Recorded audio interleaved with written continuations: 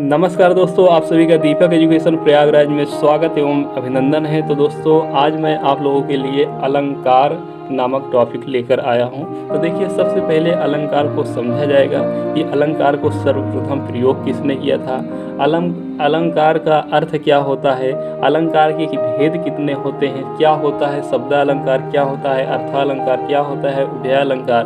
इसके पश्चात जो अनुप्रास अलंकार है, यमक अलंकार है, श्लेष अलंकार है, रूपक, उपमा, उत्प्रेक्षा, ये सारी चीज़ जो इम्पोर्टेंट हैं सभी। पहले इसका कॉन्सेप्ट मैं आप लोगों को बताऊंगा उदाहरण के सहित, उसके बाद जो प्रश्नोत्तरी है उसे मैं सॉल्व कराऊंगा।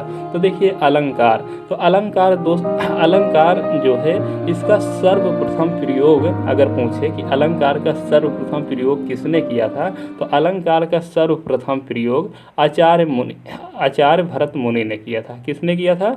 आचार्य भरत मुनि ने किया था। आचार्य भरत मुनि जी ने सर्वप्रथम अलंकार का प्रयोग किया था।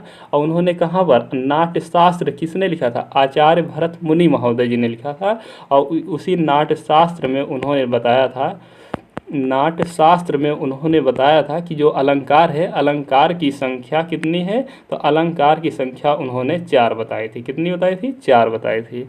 और कौन कौन से बताए थे उन्होंने? तो रूपक बताया था, रूपक बताए थे, उपमा बताए थे, यमक बताए थे, दीपक। इस 4 प्रकार के उन्होंने अलंकार बताया था। किसने? भरत मुनि ने। कहाँ पर मिलता है? नाट्यशास्त्र में। नाट्यशास्त्र किसका ग्रंथ है? तो भरत मुनि महोदय जी का है। लेकिन अलंकार के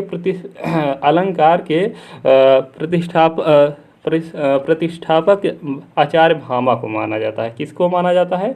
आचार्य भामा को माना जाता है। आचार्य भामा जी को अलंकार के प्रतिष्ठापक माना जाता है। अगर आपसे प्रश्न ये पूछे कि सर्वप्रथम अलंकार की काव्य शास्त्रीय परिभाषा किसने दी थी, सर्वप्रथम अलंकार की काव्य शास्त्रीय परिभाषा किसने दी थी, तो दंडी महोदय जी ने। किसने दिया था? दांडी जी ने सर्वप्रथम काव्य शास्त्रीय परिभाषा दिया था अलंकार का। तो ये थोड़ा से परिचय हुआ आपका अलंकार के बारे में। अलंकार के बारे में आपका थोड़ा से परिचय हुआ कि अलंकार का सर्वप्रथम प्रयोग किसने किया था, तो भरत मुनि जी ने किया था। और इन्होंने नाट्यशास्त्र में कितने अलंकार की संख्या बताई थी? 4। कौन कौन से? रूपक, उपमा, यमक, दीपक। और अलंकार के प्रतिष्ठापक आचार्य भामा। और सर्वप्रथम अलंकार की काव्य शास्त्रीय परिभाषा दंडी जी ने दिया था। अब देखिए, अलंकार जो है ये 2 शब्दों से मिलकर बना है, अलम प्लस कार। अलम प्लस कार। देखिए, जो अलम होता है इसका अर्थ होता है आभूषण। क्या होता है? इसका अर्थ होता है आभूषण। और जो कार होता है इसका अर्थ होता है करने वाला। क्या होता है? करने वाला। अलम का अर्थ क्या होता है? आभूषण। और कार का अर्थ होता है करने वाला। आभूषण का मतलब सजावट। जब काव्य में सजावट हो, क्या हो? जब काव्य में सजावट की जाए, कोई काव्य लिखा गया है, उस काव्य में अगर उस काव्य की अगर क्या आभूषण के द्वारा उसे सजाया जाए, आभूषण मतलब सजाया जाए उस काव्य को, तो उसी को क्या कहा जाएगा? अलंकार। तो इस तरह से आप ये कह सकते हैं कि जब काव्य में शब्दों के द्वारा या अर्थों के द्वारा या शब्द अर्थ दोनों के द्वारा जब काव्य की सुंदरता बढ़ाई जाती है, तो उसी काव्य को क्या कहा जाता है? अलंकार कहा जाता है। पहला पॉइंट आपका क्लियर हो जाना चाहिए, अलंकार कहा जाता है। अब देखिए अलंकार के भेद। अलंकार के भेद, तो देखिए अलंकार के 3 भेद होते हैं। कितने भेद होते हैं? अलंकार के मुख्य रूप से 3 भेद होते हैं। एक शब्दा अलंकार होता है। कौन सा? एक शब्दा अलंकार होता है। और दूसरा अर्था अलंकार होता है। कौन सा होता है? अर्था अलंकार होता है। और तीसरा होता है उभया अलंकार। कौन सा होता है? उभया अलंकार। उभया अलंकार। तो देखिए, जहाँ पर शब्दों के माध्यम से काव्य की सुंदरता उत्पन्न की जाए, जहाँ पर शब्दों के माध्यम से काव्य की सुंदरता उत्पन्न की जाए, वहाँ पर शब्दा अलंकार होगा। और जहाँ पर शब्दों के अर्थ देखिए, यहाँ पर शब्दों के माध्यम से जब काव्य की सुंदरता उत्पन्न की जाए तो वहाँ पर शब्दा अलंकार। और जहाँ पर शब्दों के अर्थों से, मतलब कि जहाँ पर अर्थों से काव्य की सुंदरता बढ़ाई जाए, वहाँ पर अर्था अलंकार होगा। और जहाँ पर का जहाँ पर शब्द और अर्थ दोनों से सुंदरता बढ़ाई बताई जाए या उत्पन्न की जाए, सुंदरता उत्पन्न की जाए या व्यक्त की जाए, तो उसे कौन सा अलंकार कहेंगे? उभया अलंकार कहेंगे। तो अब एक एक पर अभी मैं आप लोगों को आगे बताऊंगा, लेकिन थोड़ा सा इसमें देखते हुए चलेंगे, क्योंकि ये किताब के माध्यम से ही मैं ये सीरीज स्टार्ट किया हूँ, तो इस किताब को साथ में लेकर ही चलेंगे। अलंकार से तात्पर्य है, अलंकार में अलम और कार दो शब्द हैं। अलम का अर्थ होता है भूषण या सजावट, भूषण या सजावट, अर्थात जो अलंकृत या भूषित करे वह अलंकार है। जैसे स्त्रियां अपने साज श्रृंगार के लिए आभूषणों का प्रयोग करती है, अतएव आभूषण अलंकार कहलाते हैं। ठीक इसी प्रकार से कविता कामिनी अपने श्रृंगार और सजावट के लिए जिन तत्वों का उपयोग करती है वे अलंकार कहलाते हैं। तो देखिए इसमें कहा यह गया है कि जो अलंकार है वो अलम और कार दो शब्दों से मिलकर बना है, पहली चीज़। और अलम का अर्थ होता है भूषण या सजावट, और क्या होता है? भूषण या सजावट होता है। और इन्होंने ये बताया है, बताने का प्रयास बताया है कि जिस प्रकार से एक स्त्री यानी महिला या कोई लड़की भी हो सकती है, जिस प्रकार से एक स्त्री में सभी आ जाएंगे, जिस प्रकार से एक स्त्री अपने आभूषणों के माध्यम से अपनी साज सज्जा करती है, ठीक उसी प्रकार से जब काव्य में या कविता में क्या होता है कि जिन तत्वों का प्रयोग करते हैं, काव्य कामिनी इनकी कविता में जब तत्वों का उपयोग किया जाता है तो उसे क्या कहा जाएगा? अलंकार कहा जाएगा। जिस प्रकार से एक स्त्री अपनी साज सज्जा करती है आभूषणों के माध्यम से, ठीक उसी प्रकार से जिन तत्वों से काव्य की सुंदरता बढ़ाई जाती है उसे ही अलंकार कहा जाता है। तो आपका ये पॉइंट क्लियर हो जाना चाहिए। आगे देखिए क्या कहा गया है कि अलंकार के संबंध में सर्वप्रथम काव्य शास्त्रीय परिभाषा आचार्य दंडी जी ने दिया था। ये मैंने अभी अभी आपको बताया कि जो अलंकार के संबंध में काव्य शास्त्रीय परिभाषा सर्वप्रथम दांडी जी ने दिया था। काव्य शोभाकरानधराम अलंकारम पश्येत, ये इन्होंने कहा था। अर्थात हम कह सकते हैं कि काव्य के शोभा कारक धर्म अलंकार है। काव्य के शोभा कारक धर्म ही अलंकार है। किसने कहा था? दांडी महोदय जी ने कहा था। ये पंक्ति हो सकता है आपसे पूछ सकता है कि काव्य शोभाकरण धर्मान अलंकारन प्रचिक्षेत, अर्थात हम कह सकते हैं कि काव्य के शोभा कारक धर्म अलंकार है। आगे देखिए इसमें दिया गया है, ध्यान दें। अलंकार शब्द की अवधारणा अत्यंत प्राचीन है, जिसका प्रारंभ उपयोग व्याकरण एवं न्यायशास्त्र में होता है। आचार्य भरत, देखिए यहाँ पर दिया गया है, आचार्य भरत ने सर्वप्रथम नाट्यशास्त्र में अलंकार को परिभाषित तो नहीं किया है, लेकिन चार अलंकारों को उन्होंने बताया। देखिए नाट्यशास्त्र उनका ग्रंथ था, मैंने अभी बताया, और उन्होंने क्या कहा कि उन्होंने परिभाषित उसमें ग्रंथ में नहीं किया है, लेकिन जो उन्होंने चार अलंकारों को बताया। कौन कौन से? उपमा अलंकार, रूपक अलंकार, यमक अलंकार और द्वीपक अलंकार।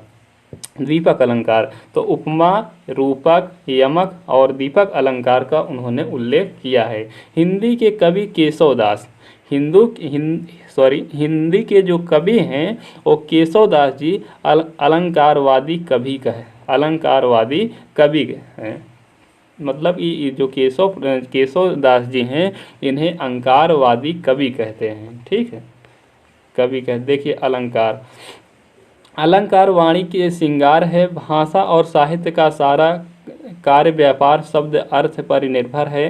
अतएव विशिष्ट शब्द चमत्कार अथवा वैशिष्ट की ही कथन के सौंदर्य की अभिवृद्धि करता है। अलंकार का वर्गीकरण, देखिए अलंकार का वर्गीकरण। तो अलंकार का वर्गीकरण, अलंकार को सर्वप्रथम आचार्य वामन जी ने वर्गीकृत करने का प्रयास किया है। उसे दो वर्गों में बांटा गया है। देखिए, एक शब्दालंकार होता है, दूसरा अर्थालंकार होता है, तीसरा उभया अलंकार होता है, और वाचक द्वारक होता है, वाच्य द्वारक होता है, आधुनिक पश्चात अलंकार। तो ये सभी किसने वर्गीकृत किया गया था? तो आचार्य वामन जी ने। इसे आप ध्यान दीजिएगा। ठीक है, आगे देखिए इसी में दिया गया है। अब शब्द अलंकार पर जाने से पहले मैं ये देखिए कुछ परीक्षा उपयोगी तथ्य दिया गया है, उससे मैं बता दे रहा हूँ। काव्य में अलंकारों का प्रयोग सौंदर्य एवं चमत्कार आ जाता है। काव्य में जब अलंकारों का प्रयोग होता है तो उससे क्या होता है, सौंदर्य एवं चमत्कार आ जाता है। अलंकारों के दो मुख्य भेद हैं, एक शब्दा अलंकार होता है, दूसरा अर्थालंकार होता है। अनुप्रास में व्यंजक वर्ण की आवृत्ति होती है। कितने होते क्या होती है? देखिए आपसे यहाँ पर कंफ्यूज मत होइएगा। अगर आपसे पूछे अलंकारों की संख्या कितनी है तो आपको 3 बताना है, लेकिन अगर पूछे कि कितने मुख्य भेद हैं तो 2, शब्दा अर्था। ठीक, यमक में शब्द जितनी बार आता है उतने ही अर्थ निकलते हैं। जो यमक अलंकार होता है उसमें शब्द जितनी बार आता है उतने ही उसके अर्थ, मतलब कि जो शब्द मान लीजिए यहाँ पर कोई शब्द आ गया, फिर वही शब्द यहाँ आ गया, तो यहाँ उसका अर्थ दूसरा निकलेगा और यहाँ पर दूसरा निकलेगा। ठीक है, आगे देखिए। श्लेष श्लेष में शब्द एक ही बार आता है पर अर्थ अनेक निकलते हैं। जो श्लेष अलंकार होता है उसमें एक ही बार एक शब्द आता है लेकिन उसका अर्थ कई होते हैं। जैसे कनक कनक वाला उदाहरण है, तो कनक का मतलब क्या होता है, धतूरा भी होता है और सोना भी होता है, तो 2 अर्थ निकला ना, तो वही क्या, श्लेष अलंकार। तो उपमा और रूपक में उपमान और उपमेय का मेल होता है, ये समानता दर्शाते हैं। जो उपमा और रूपक अलंकार होता है उसमें उपमान और उपमेय का मेल होता है। ठीक, उत्प्रेक्षा में संभावना प्रकट की जाती है। अतिशयोक्ति में बात को बढ़ा चढ़ा कर कहा जाता है। अतिशयोक्ति जो अलंकार होता है इसमें बातों को बढ़ा चढ़ा कर कहा जाता है। और अनियोक्ति जो है किसी की ओर अप्रत्यक्ष संकेत होता है। अनियोक्ति देखिए, अतिशयोक्ति में बातों को चढ़ा बढ़ा कर कहा जाता है और अनियोक्ति में किसी को की ओर अप्रत्यक्ष रूप से संकेत किया जाता है। मानवीकरण में बेजान पर चेतना का आरोप किया जाता है। मानवीकरण अलंकार भी होता है। देखिए इस पर आप कंफ्यूज मत होइए, अभी एक एक अलंकार मैं आप लोगों को बता रहा हूँ। शब्द अलंकार, लेकिन आपको थोड़ा सा धैर्य बनाना है और आराम से देखते हुए जाना है। आप एक बार में पूरा का पूरा अलंकार भी समझ लेंगे, 1 से 1.5 घंटे में या 2 घंटे हो सकता है।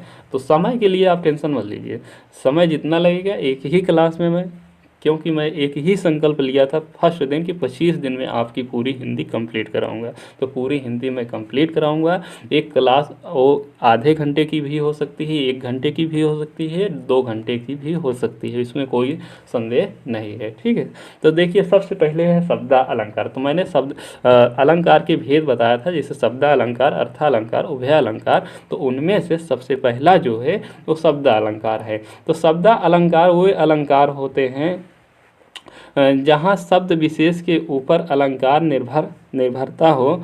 शब्द अलंकार में शब्द विशेष के प्रयोग के कारण कोई चमत्कार उत्पन्न होता है। उन शब्दों के स्थान पर समानार्थी दूसरे शब्दों को रख देने पर उसका सौंदर्य समाप्त हो जाता है।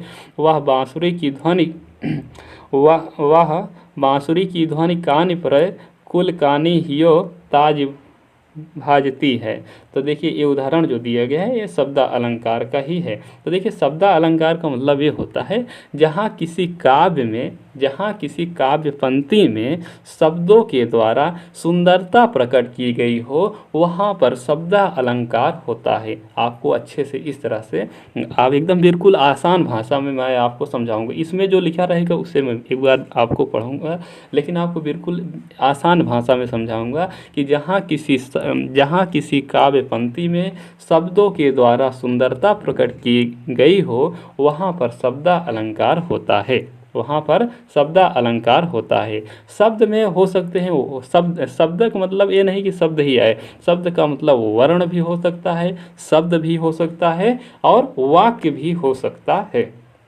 आगे दिया गया है उपयुक्त काव्य पंक्तियों में कानि शब्द 2 बार आया है। कानि शब्द 2 बार आया है। देखिए यहाँ पर भी कानि आया है, यहाँ पर भी कानि आया है। पहले शब्द कानि का अर्थ है कान, पहले वाले शब्द का कानि का अर्थ है कान जिससे आप सुन रहे हैं, और दूसरे कानि का अर्थ है मर्यादा। इस प्रकार एक ही शब्द 2 अलग अलग अर्थ देकर चमत्कार उत्पन्न कर रहा है। इस प्रकार का शब्द प्रयोग शब्द अलंकार कहलाता है। यदि कुल कान के स्थान पर कुल मर्यादा या कुल मान प्रयोग कर दिया जाए तो वैसा चमत्कार नहीं आ पाएगा। ठीक, शब्दा अलंकार के भेद। देखिए मुख्य रूप से इसमें भेद 5 बताया गया है। एक अनुप्रास अलंकार, यमक अलंकार, श्लेष अलंकार, वक्रोक्ति अलंकार, विवक्षा अलंकार। देखिए अनुप्रास अलंकार, यमक अलंकार, श्लेष अलंकार, वक्रोक्ति अलंकार, विवक्षा अलंकार। शब्दा अलंकार आपको ध्यान में देना है। क्यों? क्योंकि हो सकता है आपसे ये पूछ ले कि कौन सा शब्दा अलंकार है, कौन सा अर्था अलंकार है। अर्था अलंकार जो है उसकी संख्या बहुत ज़्यादा है, 100 से भी ज़्यादा है संख्या, और उसका कोई क्लियर नहीं है कि कितनी संख्या है, ठीक है।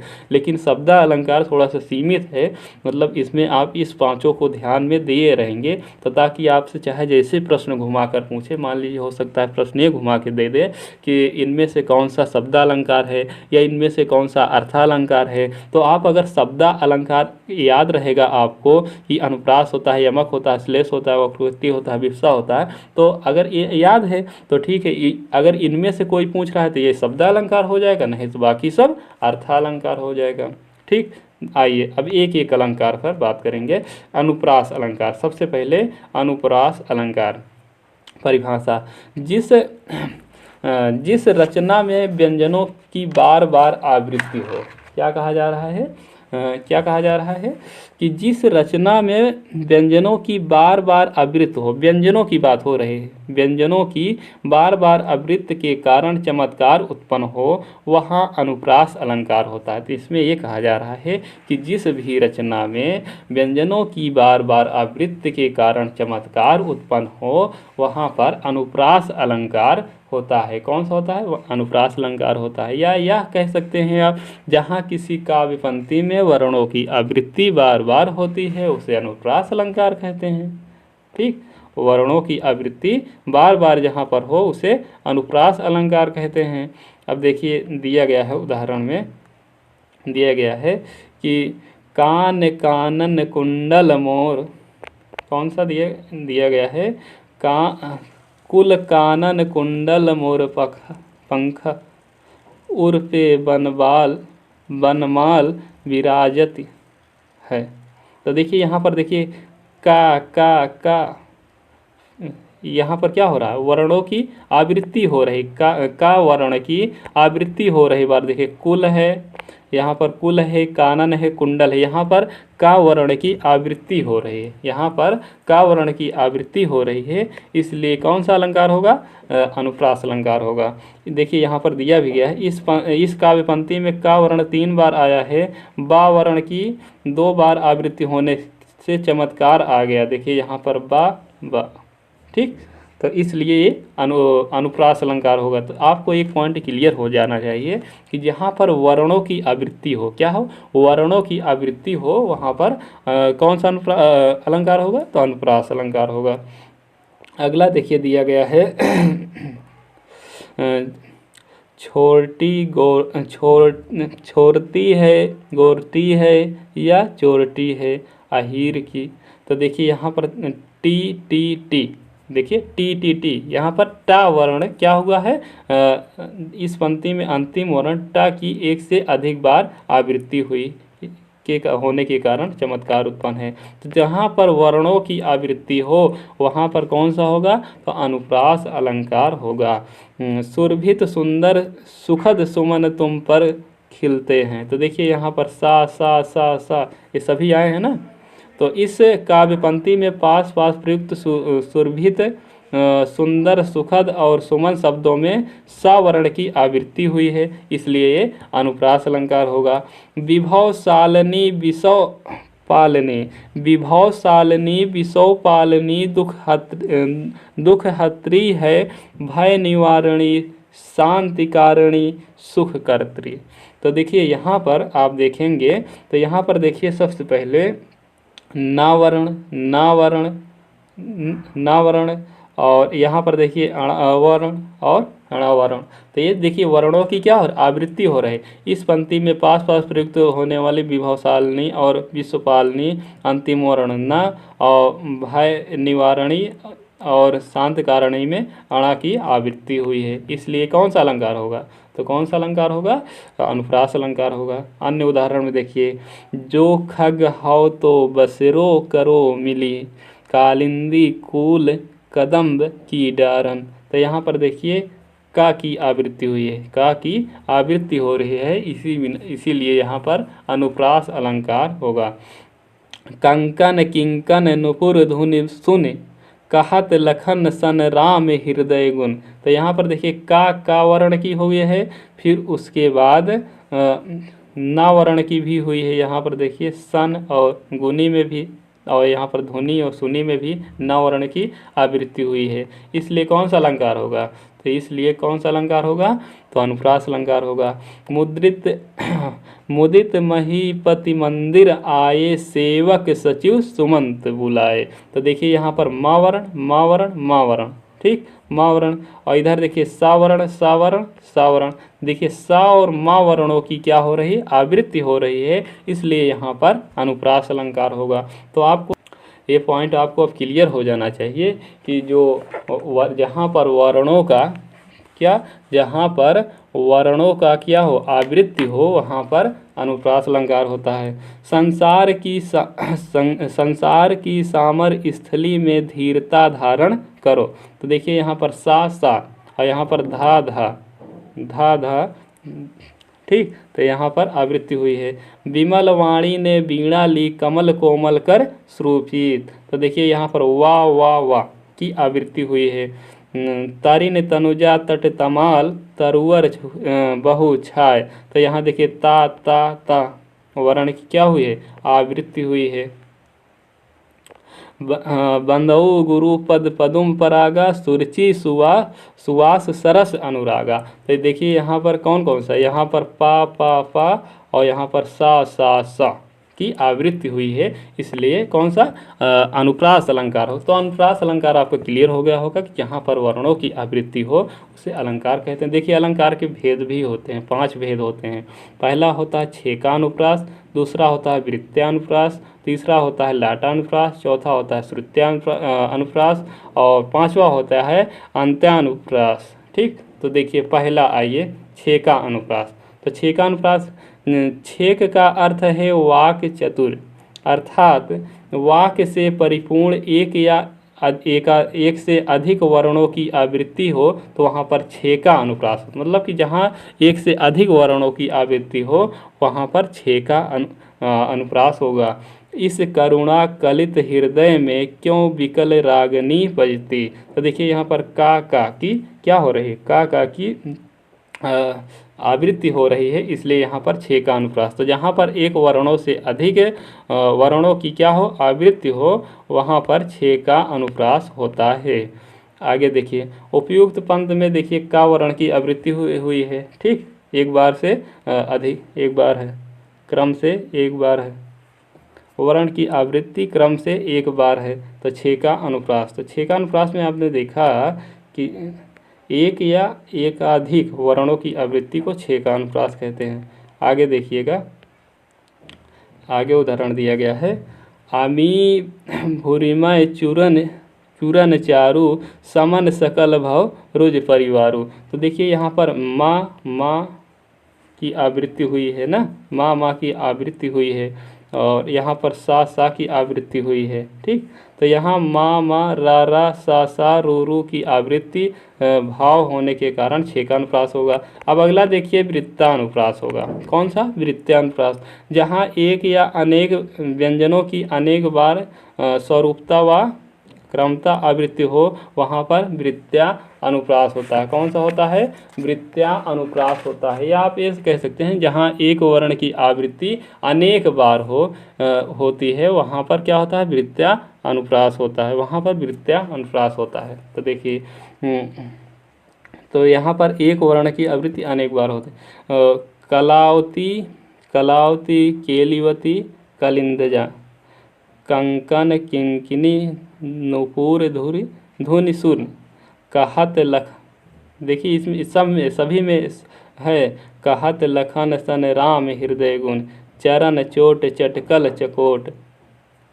तो देखिए इसमें सभी पंक्ति में देखिए इस वाली पंक्ति में का वर्ण की आवृत्ति हो रही है, इसमें किस ना वर्ण की आवृत्ति हो रही है, इसमें भी ना वर्ण की, इसमें इस वाली पंक्ति में ना वर्ण की आवृत्ति हो रही है, और यहाँ पर चा वर्ण की आवृत्ति हो रही है। तो देखिए अभी तक जो आपने छः का अनुप्रास पढ़ा था तो उसमें कई वर्णों की आवृत्ति हो रही थी। जैसे आपने देखा, आपने यहाँ पर देख रहे हैं, यहाँ पर माँ की हो रही, रा की, सा की, रू की हो रही, कई वर्ण की आवृत्ति हो रही, वहाँ पर छः का अनुप्रास हो रहा है। लेकिन यहाँ पर देख रहे हैं आप, यहाँ पर केवल एक ही वर्ण की आवृत्ति कई बार हो रही है। देखिए का और ये इन सभी में ना की आवृत्ति, यहाँ पर चा की आवृत्ति हो रही है। ठीक, यहाँ पर चा की आवृत्ति हो रही है। तो एक ही वर्ण की जहाँ पर आवृत्ति हो वहाँ पर वृत्त्या अनुप्रास होता है। जहाँ पर कई वर्णों की आवृत्ति हो तो वहाँ पर क्या होता है, छः का अनुप्रास होता है। आगे देखिए श्रुत्या अनुप्रास। कौन सा? श्रुत्या अनुप्रास। कौन सा भैया? श्रुत्या अनुप्रास। तो मुख के उच्चारण के स्थान से संबंधित विशिष्ट वर्णों को साम श्रुत्या अनुप्रास कहते हैं। इसमें तो इसको आप कह सकते हैं कि जहाँ किसी पंक्ति में एक ही स्थान से उच्चरित होने वाले वर्णों की आवृत्ति हो वहाँ श्रुत्या अनुप्रास होता है। श्रुत्या अनुप्रास होता है। एक ही स्थान से उच्चरित होने का आशय क्या है? जैसे मान लीजिए का है तो एक कहाँ से बोला जाता है? का कंठ से बोला जाता है। कहाँ से बोला जाता है? का जो है एक कंठ से बोला जाता है। का जो है एक कंठ से बोला जाता है। तो कंठ से और क्या क्या बोला जाता है? का बोला जाता है, खा बोला जाता है, गा बोला जाता है, घा बोला जाता है, गा बोला जाता है, आ बोला जाता है। तो एक ही स्थान से जहाँ पर उच्चरित हो वहाँ पर श्रुत्या अनुप्रास अलंकार होता है। क्लियर हुआ? मतलब कंठ से अगर बोला जा रहा है तो कंठ ही वर्ण आना चाहिए। अगर तालु से बोला जा रहा है तो तालु के ही वर्ण आना चाहिए। अगर मूर्धन से स्थान से बोला जा रहा है तो मूर्धन के स्थान से ही आना चाहिए। तो यहाँ पर लिखा गया है मुख के उच्चारण स्थान से संबंधित विशिष्ट वर्ण। देखिए यहाँ पर ते ही नीस में सीता पह जाई, त्रिजटा कही सब कथा सुनाई। तो देखिए यहाँ पर जो वर्ण हो रहे हैं, देखिए ता और ता था धा ना इस और यहाँ पर भी ना आया है। तो एक ही स्थान, दंत से बोला जाता है तो एक ही स्थान पर है। अगला देखिए, पाप प्रहार प्रकट कई सोई, भरी क्रोध जल जाई न हो। ठीक, तो अनंत। अब देखिए अंत्यानुप्रास। कौन सा? अंत्यानुप्रास। तो अंत्यानुप्रास क्या होता है? इसमें देखिए जहाँ पद के अंत के एक ही वर्ण और एक ही स्वर सममूलक आवृत्ति हो वहाँ पर अंत्यानुप्रास होता है। जैसे गुरु, पद, मृदु, मंजुल, अंजन ना। जिस पंक्ति के अंत में वर्ण या अक्षर मैत्री हो, देखिए यहाँ पर अंजन, न, भंजन, जन। देखिए जन, अजन, जन, जन। तो यहाँ पर जहाँ पर देखिएगा आप लास्ट में आपको मिल जाए सब, जहाँ पर लास्ट के वर्ण आपको मिल जाए वहाँ पर कौन सा अलंकार होगा? तो अनंत्या अनुप्रास अलंकार होगा। ठीक है। अगला देखिएगा लाटानुप्रास। कौन सा? लाटानुप्रास। तो लाटानुप्रास, लाटा का अर्थ है समूह, तात्पर्य भेद से शब्द तथा अर्थ का आवृत्ति लाटानुप्रास होता है। कौन सा होता है? लाटा अनुप्रास होता है। इसे आप दूसरे शब्दों में कह सकते हैं कि इसकी उत्पत्ति इसे आप परिभाषा ये कह सकते हैं, जहाँ किसी पंक्ति में किसी शब्द अथवा वाक्य की आवृत्ति उसी अर्थ में होती है वहाँ पर लाटा अनुप्रास होता है। क्या होता है? लाटा अनुप्रास होता है। देखिए पूत सपूत, तो देखिए बहुत ही फेमस उदाहरण है। पूत सपूत तो का धन संचय, पूत कपूत तो का धन संचय, का धन संचय। तो देखिए पूत सपूत, अगर पूत सपूत मतलब कि पुत्र अगर अच्छा है, समझदार है, तो वहाँ पर धन का संचय होगा, मतलब कि धन की कभी कमी नहीं होगी। लेकिन वही पूत अगर कपूत हो जाए, बुरा हो जाए, शराबी हो जाए, तो वो क्या होगा? वहाँ पर धन का संचय नहीं होगा। तो ये कौन सा अलंकार होगा? लाटा अनुप्रास अलंकार होगा। कौन सा होगा? लाटा अनुप्रास अलंकार होगा। अब अगला देखिए यमक अलंकार। अगला यमक अलंकार। अभी शब्दालंकार के अंतर्गत चल रहे हैं। अनुप्रास अलंकार के 5 भेद मैंने बताया। अब शब्दालंकार में अगला है यमक अलंकार। तो यमक अलंकार के का जहाँ कविता में एक ही शब्द 2 या 2 से अधिक बार आए, जहाँ यानी कि जब कविता में एक ही शब्द 2 या 2 से अधिक बार आए और उसका अर्थ हर बार भिन्न हो, यमक अलंकार होता है।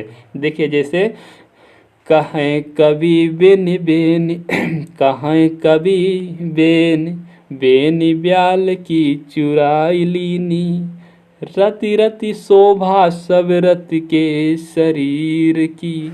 तो देखिए इसमें दिया गया है, इस पंक्ति का देखिए इसमें भावार्थ दिया गया है कि पंक्ति में बेनी शब्द का आवृत्ति 2 बार हुई है, एक यहाँ पर बेनी हुई, एक यहाँ पर।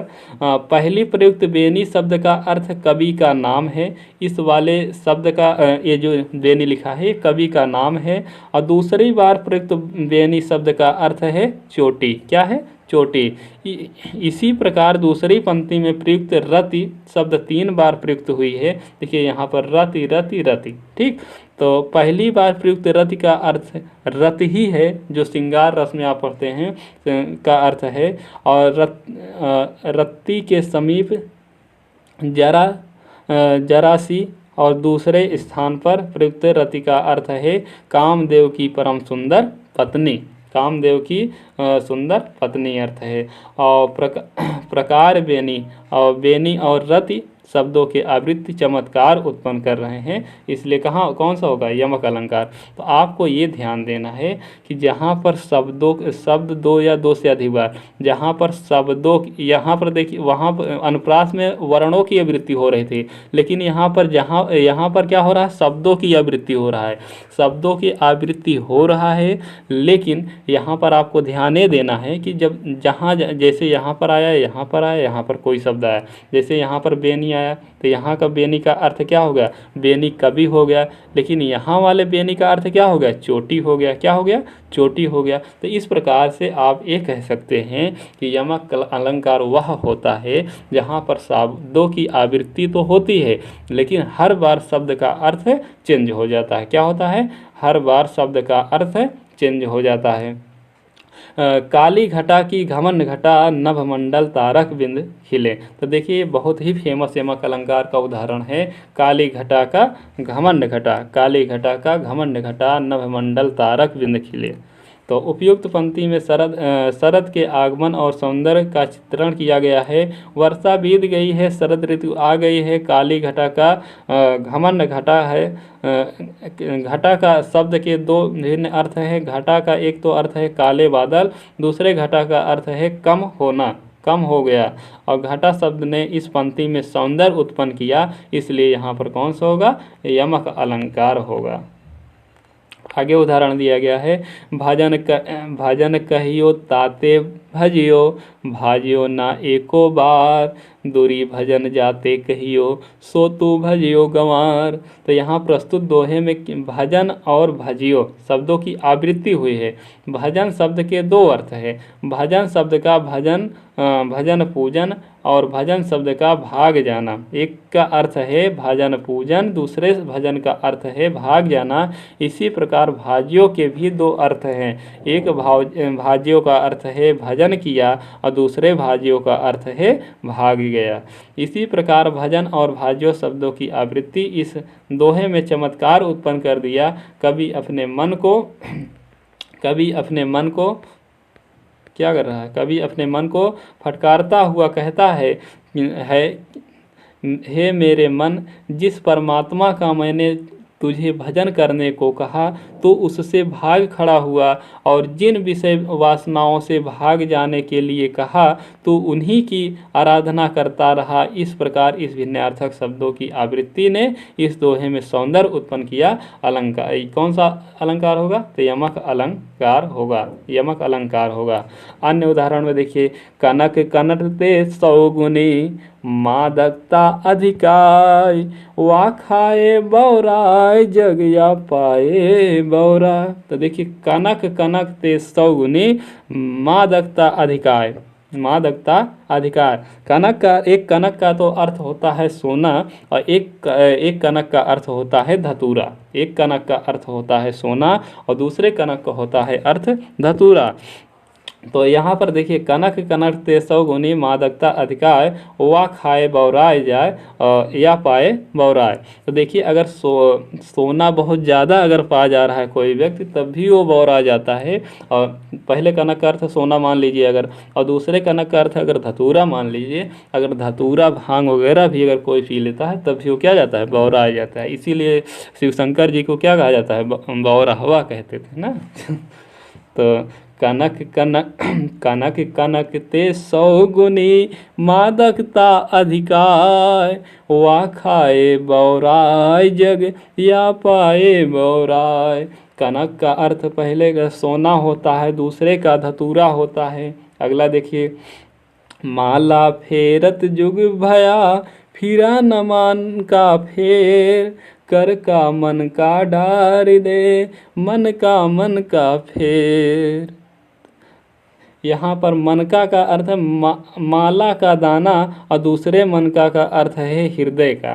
देखिए, हृदय का। तो इस तरह से जब अर्थ में परिवर्तन होगा तब क्या यमक अलंकार होगा।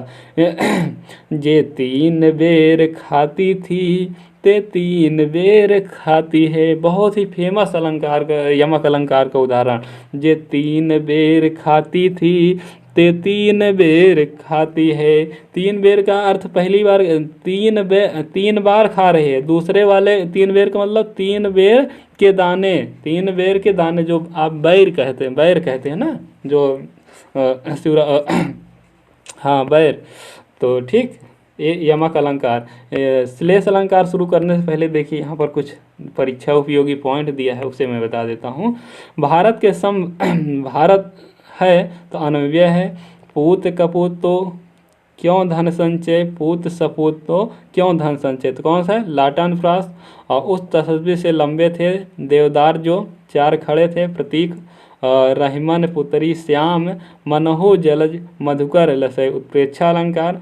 उदित उदय गिरिमंच पर, रघुबल बाल पतंग, विकसे संत सरोज सब, हर्षे लोचन मृग, रूपक अलंकार। ये सब अभी आगे आएगा, ठीक है। तो इसे मैं बताते हुए चल रहा हूँ ताकि आप लोगों को थोड़ा सा आराम भी मिल जाए बीच बीच में। ये तेरा शिशु है जाग ये तेरा शिशु जग है उदास, रूपक अलंकार। सुगम मौन सर सिरहु लोचन, उपमा अलंकार। खग कुल कुल सा बोल रहा है, यमक अलंकार। जहाँ एक ही शब्द के अनेक अर्थ हो तो कौन सा, श्लेष अलंकार होगा, अभी बता रहे हैं आगे। कुंद इंदु समदेह, उमा रमन करुणा अभय, अनुप्रास अलंकार। देखिए, अद्भुत एक अनुपम बाग, जुगल कमल पर गजवर कीड़त है, तापर सिंह करत अनुराग, रूपक तिशयोक्ति अलंकार होगा। मेरो मन अनंत कहाँ सुख पावे, जैसे उड़ी जहाज के पंछ फिर जहाज पे आवे, उपमा अलंकार। आगे दिया गया है, लाली मेरे लाल की जीत देखो तिल लाल, लाली देखन में गई मैं भी हो गई लाल, तदगुण अलंकार। राम रमापति कर धेनु लेहु, अनुप्रास अलंकार। रा की क्या हुई, आवृत्ति हुई है। मुख मयंक समंजु मनोहर, अनुप्रास अलंकार होगा। यहाँ पर माँ शब्द की क्या हुई है, आवृत्ति हुई है, ठीक। देखिए, अब अगला आइए, श्लेष अलंकार। कौन सा अलंकार, श्लेष अलंकार। तो देखिए, श्लेष अलंकार, श्लेष का अर्थ होता है चिपकना।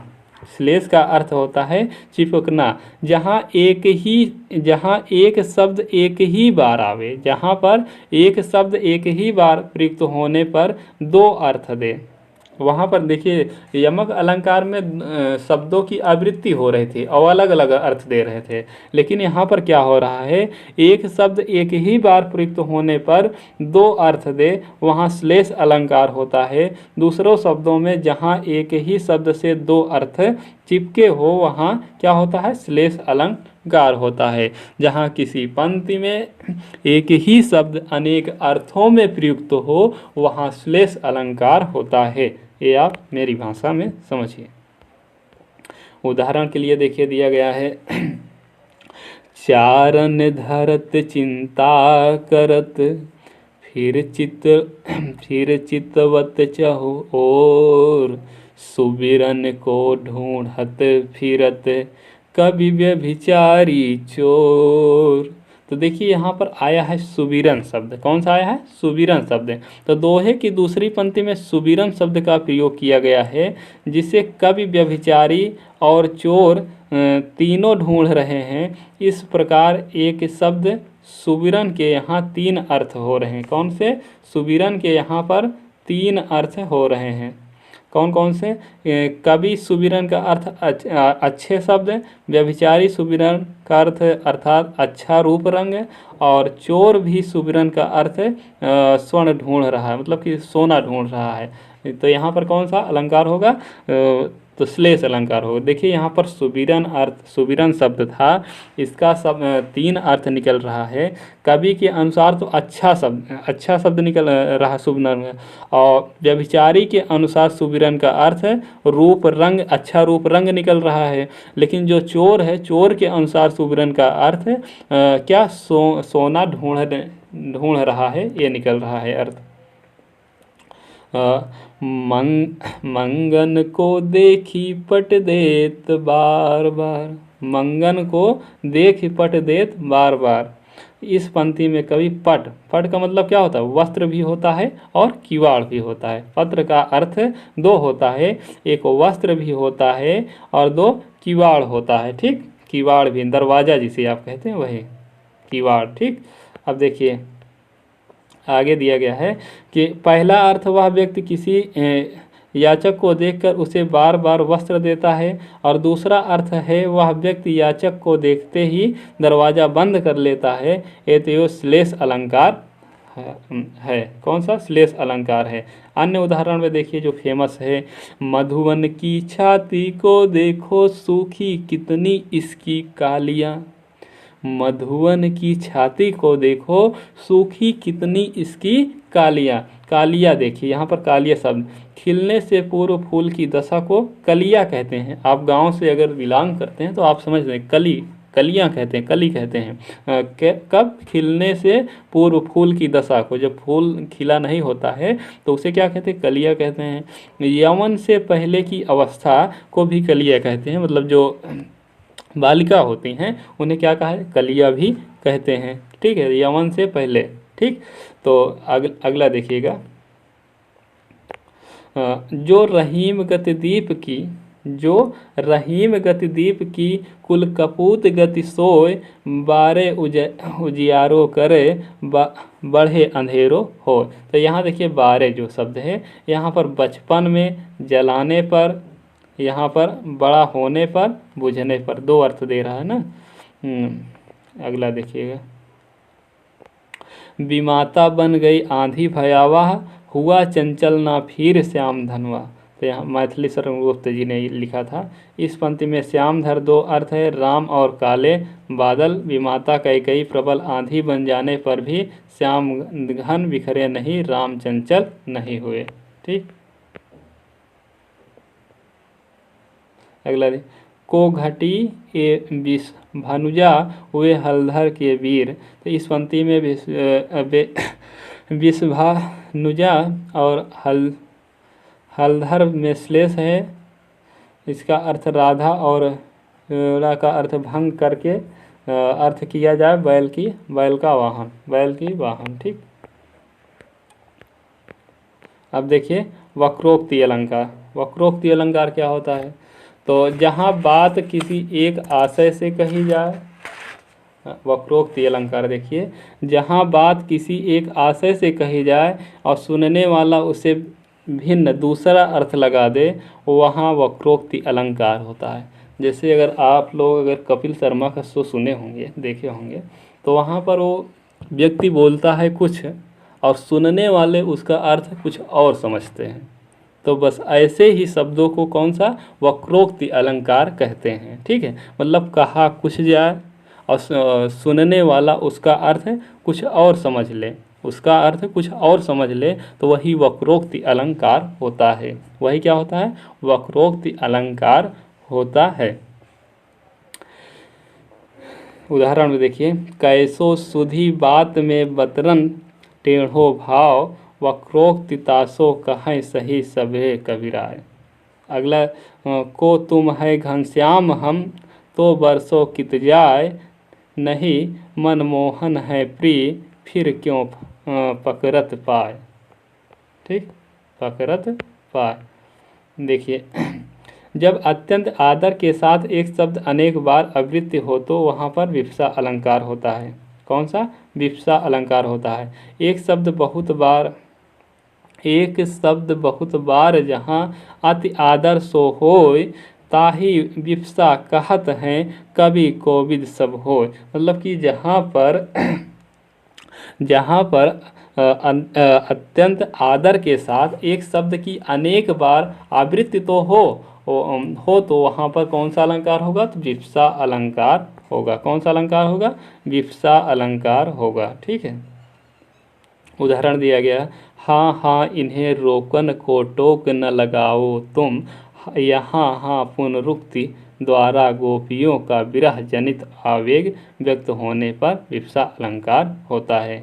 अब आगे देखिए, अगला दिया गया है अर्था अलंकार। कौन सा? अर्था अलंकार। तो अर्था अलंकार किसे कहते हैं? तो कविता में जब भाषा का प्रयोग इस प्रकार किया जाता है,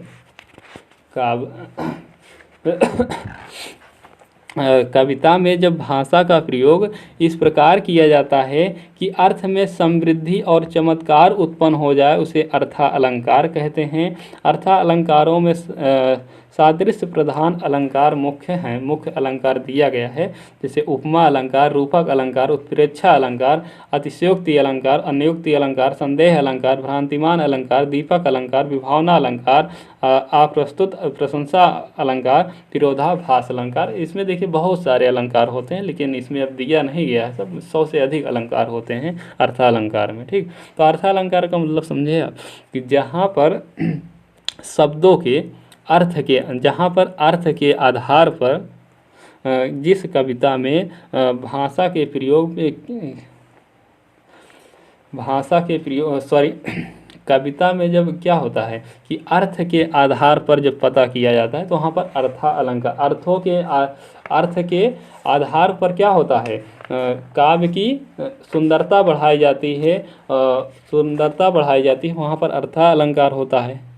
जब काव्य में अर्थों से क्या होती है, सुंदरता व्यक्त की जाती है या बढ़ाई जाती है, तो वहाँ पर अर्था अलंकार होता है। तो देखिए, पहले आइए रूपक अलंकार। तो रूपक अलंकार देखिए, इसमें 3 इंपॉर्टेंट है, एक रूपक अलंकार, उपमा अलंकार, दूसरा रूपक अलंकार, तीसरा उत्प्रेक्षा अलंकार। अर्था अलंकार में यही 3 इंपॉर्टेंट है, यहीं से ज़्यादा प्रश्न पूछा जाता है।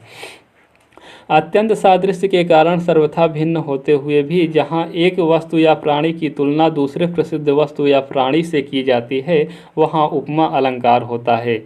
नीलिमा चंद्रमा जैसी सुंदर है। कौन सी? नीलिमा जो है वो चंद्रमा जैसी सुंदर है। तो इसमें आप समझ पाए कि क्या कहा है, उपमा अलंकार क्या कह रहा है? तो मतलब ये कह रहा है, जहाँ उपमेय की तुलना उपमान से की जाए वहाँ पर उपमा अलंकार होता है। क्या होता है? वहाँ पर उपमा अलंकार होता है। उपमेय की तुलना उपमान से की जाए, जैसे नीलिमा चंद्रमा जैसी सुंदर है, मतलब कि जो नीलम है, नीलिमा मतलब नीलम, जो नीलम है वो चंद्रमा के समान क्या है, सुंदर है। वो चंद्रमा के समान सुंदर है। यहाँ पर क्या हो रहा है, यहाँ पर देखिए तुलना की जा रही है, उपमेय उपमान की तुलना की जा रही है यहाँ पर।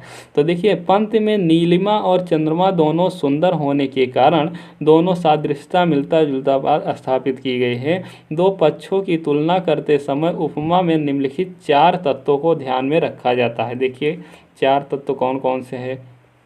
एक पहला उपमेय है, जिसको उपमा दी जाए अर्थात जिसका वर्णन हो रहा हो उसे उपमेय या प्रस्तुत कहते हैं। जैसे चांद सा सुंदर मुख, इस उदाहरण का मुख क्या है, उपमेय है। मुख क्या है, उपमेय है। मुख सुंदर मुख, चांद सा सुंदर मुख, तो मुख क्या है, उपमेय है। उपमान क्या होता है, वह प्रसिद्ध वस्तु या प्राणी, जिससे उपमेय की तुलना की जाए, जिस देखिए यहाँ पर एक उपमान ये कहा जा रहा है कि वह प्रसिद्ध वस्तु या प्राणी जिससे उपमेय की तुलना की जाए उपमान कहलाता है। आप प्रस्तुत भी कहते हैं। ऊपर के उदाहरण में चांद रखे, चांद क्या है, चांद ही क्या है, उपमान है। चांद क्या है, उपमान है। चांद क्या है, उपमान है। और नीलिमा, नीलम क्या है, तो नीलम उपमेय है। नीलम क्या है, उपमेय है।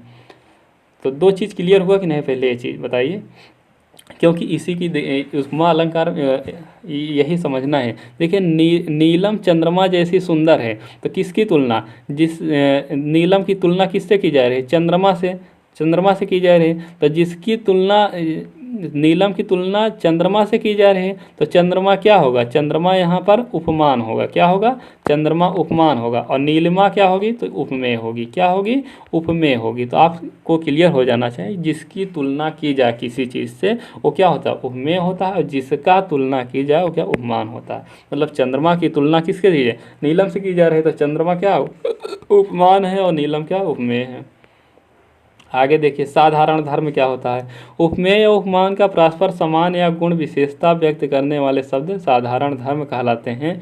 उदाहरण में जैसे सुंदर, साधारण धर्म। मतलब कि उपमेय या उपमान का जब परस्पर समान गुण या विशेषता व्यक्त करने वाले शब्द साधारण धर्म कहलाते हैं। जैसे सुंदर क्या है, साधारण धर्म। वाचक शब्द क्या होता है, जिन शब्दों की सहायता से उपमा अलंकार की पहचान की जाती है।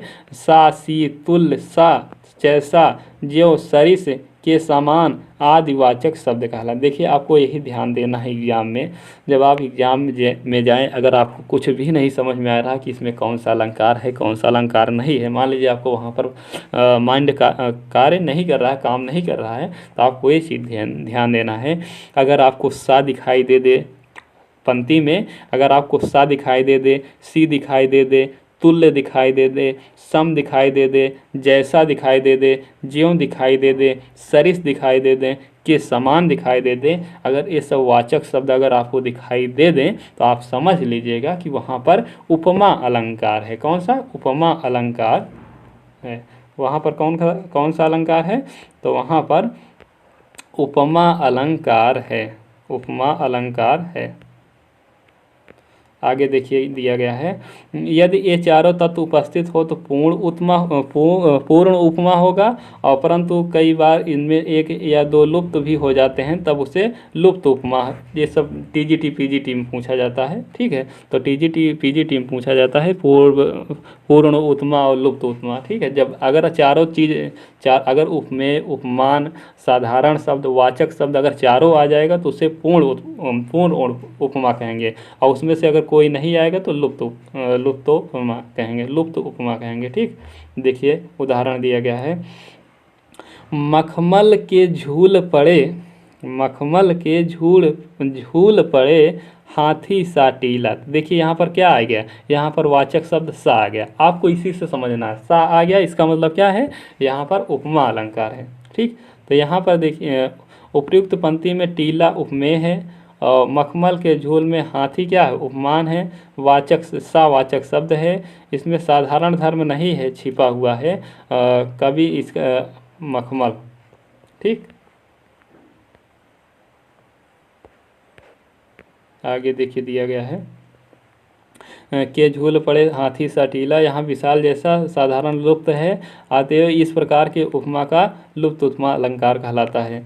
प्रात नभ था बहुत नीला शंख जैसे, प्रात नभ था बहुत नीला शंख जैसे, यहाँ पर आ गया, क्या आ गया, जैसे आ गया। तो जैसे क्या है, वाचक शब्द है, तो इसे जैसे अगर आ जाए तो क्या होगा, उपमा अलंकार होगा। उपयुक्त काव्य पंक्ति में प्रातःकालीन नभ उपमेय है, नभ जो है उपमेय है, और शंख क्या है, उपमान है। नीला क्या है, साधारण धर्म है, और वाचक जैसे क्या है, वाचक शब्द है। यहाँ उपमेय के चारों अंग उपस्थित है, इसलिए इसे पूर्ण उपमा अलंकार होगा। ठीक है, पूर्ण उपमा अलंकार होगा।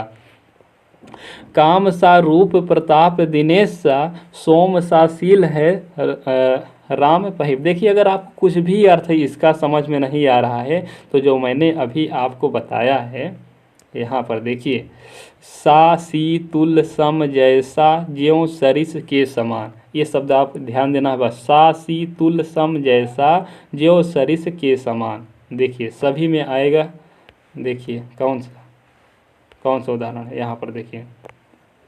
काम सा रूप, यहाँ पर सा आया कि नहीं, सा आ गया, इसका मतलब उपमा अलंकार है। आपको आंखी मूंद कर मार देना है, 100% सही होगा। उपयुक्त उदाहरण में राम उपमेय है किंतु उपमान साधारण।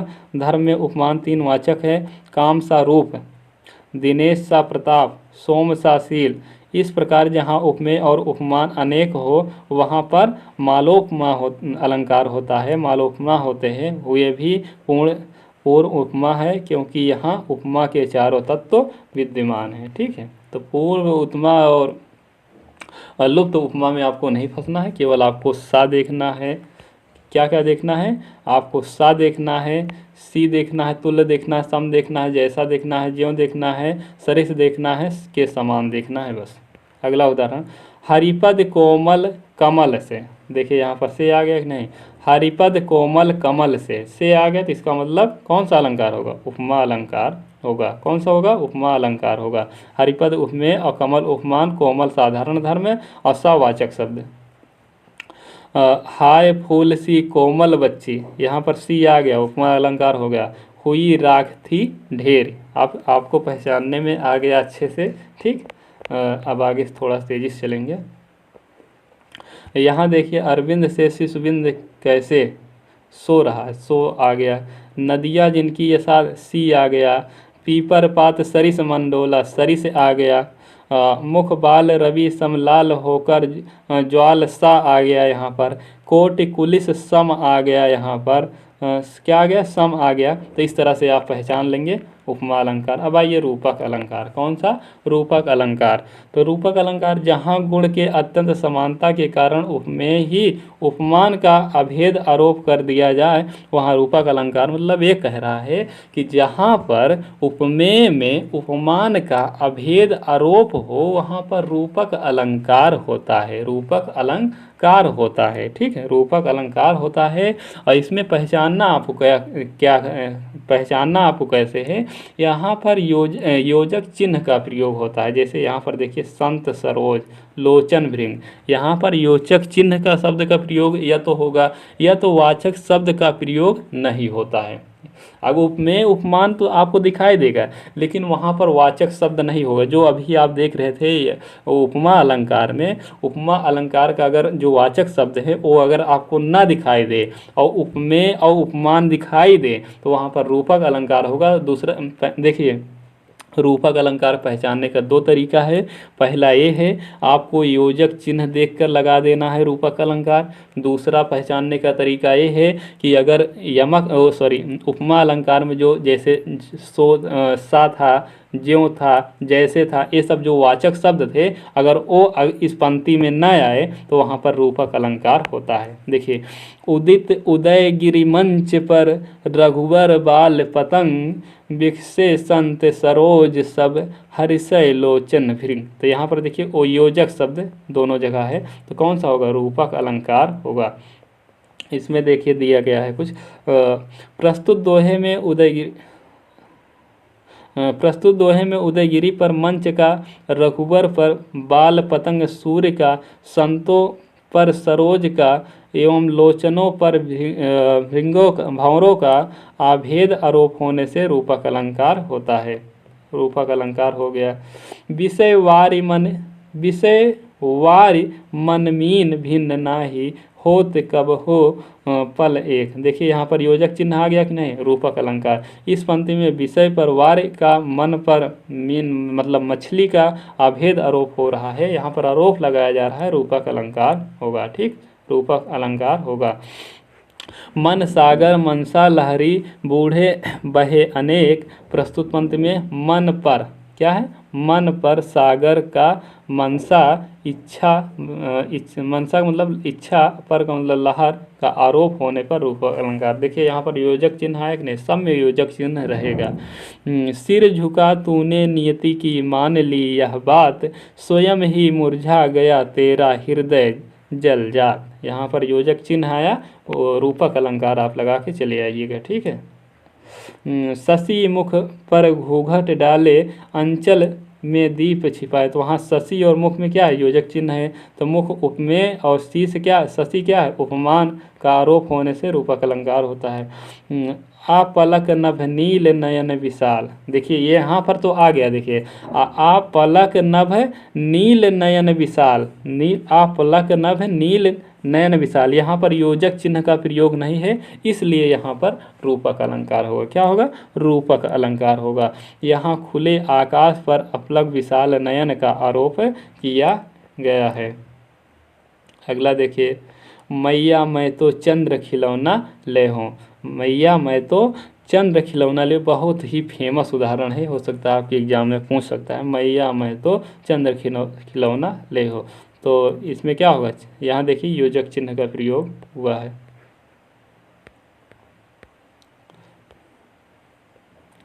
यहाँ चरण कमल बंदो हरि राय, बहुत ही फेमस उदाहरण, चरण कमल बंदो हरि राय, यहाँ पर हरि चरण योजक चिन्ह लगा है प्रयोग, वो कौन सा, रूपक अलंकार होगा, पहला पहचानने का तरीका होगा।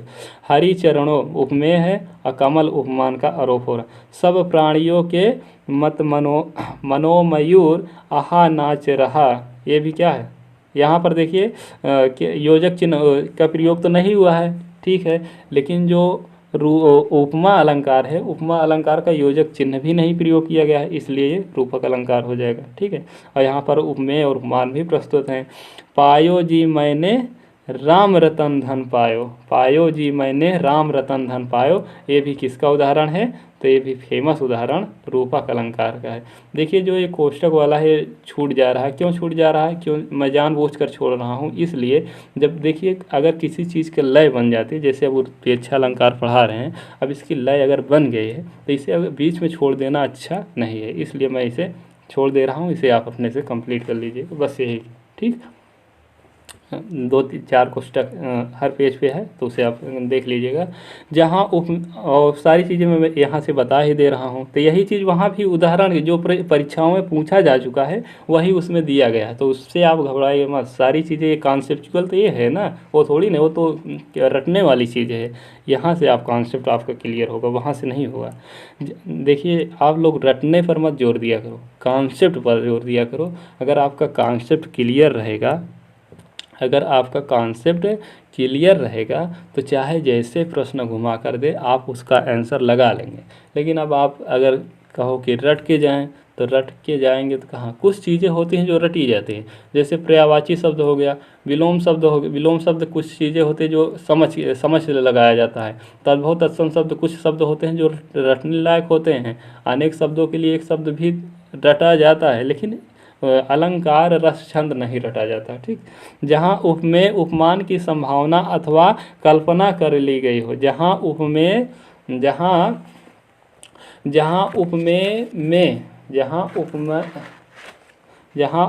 में उपमान की संभावना अथवा कल्पना कर ली जाए, उपमेय में उपमान की संभावना अथवा कल्पना कर ली गई हो, वहाँ उत्प्रेक्षा अलंकार होता है। इसके बोधक शब्द है, देखा, इससे आपको पहचानना है, मनो है, मानो है, मनु है, मनहु है, जानो है, जनु है, जनहु है, ज्यों है, जनहु है, ज्यों।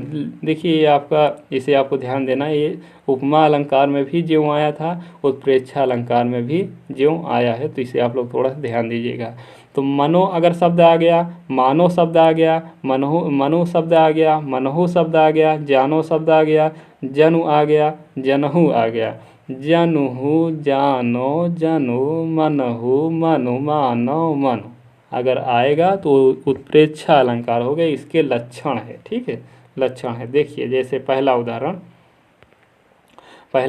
देखिएगा, मानो, पहले ही आ गया मानो, मानो माई घन घन अंतर दामिनी, घन दामिनी दामिनी घन अंतर शोभित हरिब्रज भामिनी। तो यहाँ पर मानो शब्द आ गया, इसलिए आपका कौन सा अलंकार होगा, उत्प्रेक्षा अलंकार होगा। उपयुक्त काव्य पंक्तियों में रसलीला का सुंदर दृश्य दिखाया गया। रास के समय गोपी को लगता था कि कृष्ण उसके पास नृत्य कर रहे हैं, और गौरी गोपियाँ और श्याम वर्ण कृष्ण मंडलाकर नाचते हुए ऐसे लगते हैं मानो बादल और बिजली मानो बादल और बिजली बिजली और बादल साथ साथ शोभायमान हो रहे हैं। यहाँ पर गोपिकाओं में बिजली की और कृष्ण में बादल की संभावना की गई है। यहाँ उत्प्रेक्षा, यहाँ पर संभावना देखिए, जिस पंक्ति को पढ़ने के बाद आपको यह लगे कि यहाँ पर संभावना दिखाई दे रही, संभावना व्यक्त की जा रही है, वहाँ पर उत्प्रेक्षा अलंकार होगा। कौन सा होगा? उत्प्रेक्षा अलंकार होगा। वहाँ पर कौन सा अलंकार होगा? तो वहाँ पर उत्प्रेक्षा अलंकार होगा। ठीक, देखिए, चमचात चंचल नयन, कौन सा? चमचात चंचल नयन, चमचाल, एक मिनट, हाँ देखिए, चमचाल चंचल नयन बिच घूंघट पट छीन मनहु सुरता विमल जल उछरत जुगूट। तो देखिए, आप अगर ध्यान से देखे होंगे तो यहाँ पर मनहु शब्द लिखा गया है, और मन, मनो, मानो, मनहु अगर आएगा या जन, जानो, जानो शब्द आएगा तो सब किस में? उत्प्रेक्षा अलंकार के लक्षण है। यहाँ छीने घूंघट में सुर सरिता के निर्मल जल की ओर चंचल नयनों में उछलती हुई मछलियाँ अपूर्ण संभावना की गई है। उत्प्रेक्षा का यह सुंदर उदाहरण है। अगला देखिए दिया गया, सोहत ओढ़े पीत पाट श्याम सलोने गात मनहु नील मन शैल पर आतप पैरो प्रभात। देखिए, मनहु आ गया कि नहीं? आपको जो ये मैंने शब्द बताया है इतना, आप लोग इसे याद कर लीजिएगा।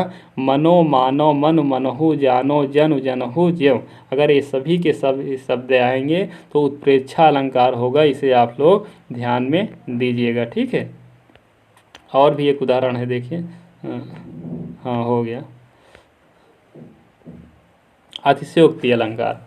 चौथा देखिए, अतिशयोक्ति, जहाँ अतिशयोक्ति अलंकार क्या होता है? अतिशयोक्ति अलंकार, जहाँ किसी वस्तु, पदार्थ अथवा कथन का वर्णन लोक सीमा से बढ़कर प्रस्तुत किया जाए, वहाँ अतिशयोक्ति अलंकार होता है। मतलब जहाँ पर बढ़ा चढ़ा कर बात की जाए, वहाँ पर क्या होता है? अतिशयोक्ति अलंकार होता है। कौन सा होता है? अतिशयोक्ति अलंकार होता है। देखिए, उदाहरण में दिया गया है, भूप सहस दस एक ही बारा लगे उठावन टरत न टारा।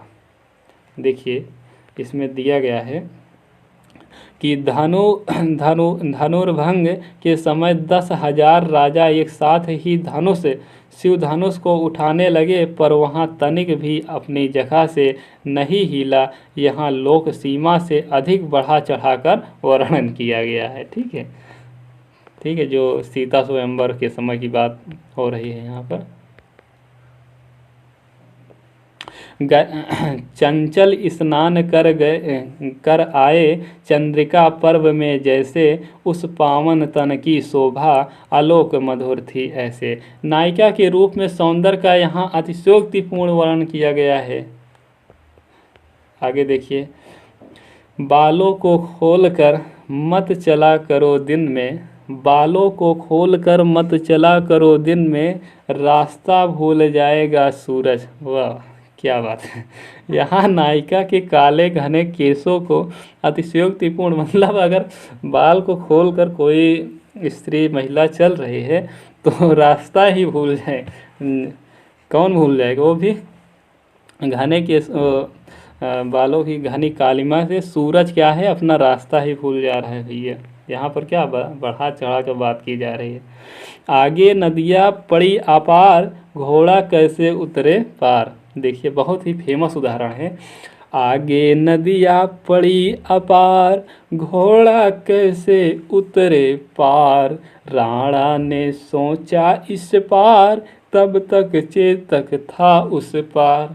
अब देखिए, मतलब ये कहा जा रहा है कि आगे नदी है, कह रहे हैं कि आगे नदियाँ पड़ी अपार, मतलब आगे नदी है और घोड़ा कैसे उतरे उस पार, मतलब अपना का नहीं सोच रहे हैं कि मैं कैसे उस पार जाऊंगा, और घोड़ा को सोच रहे हैं कि उस पार कैसे जाएगा।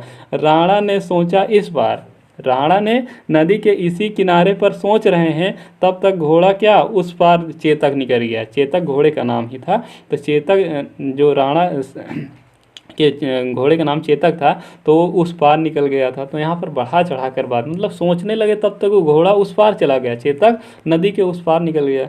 यहाँ राणा अभी सोच ही रहे थे, घोड़ा नदी पार हो गया। यथार्थ असंभव। तो जहाँ पर असंभव अभिव्यक्ति आपको दिखाई दे वहाँ पर कौन सा अतिशयोक्ति अलंकार होगा। हनुमान की पूंछ में, वाह वाह, हनुमान की पूंछ में लगन न पाई आग, लंका सिगली जल गई, गए निशाचर भाग। तो यहाँ पर देखिए हनुमान जी की पूंछ से ही, यहाँ हनुमान जी की पूंछ में आग लगने से पहले ही लंका के जल जाने का उल्लेख किया गया है, जो कि असंभव है। वह सर इधर गंडीव गुड़ से भिन्न जैसे ही हुआ, धाड़ से जयद्रथ का इधर सिर छिन्न वैसे ही हुआ। इतना ज़्यादा बढ़ा चढ़ा कर जहाँ पर बात की जाए वहाँ अतिशयोक्ति अलंकार होता है।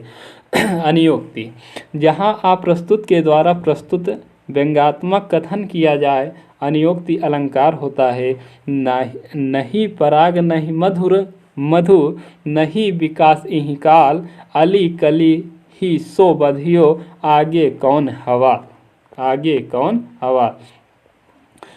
इस पंक्ति में भंवरे को प्रतिष्ठित करने के बहाने कवि ने राजा जयसिंह की काम लुका व्यंग किया गया है, तो यहाँ अनियोक्ति होगा। कौन सा अनियोक्ति अलंकार होगा।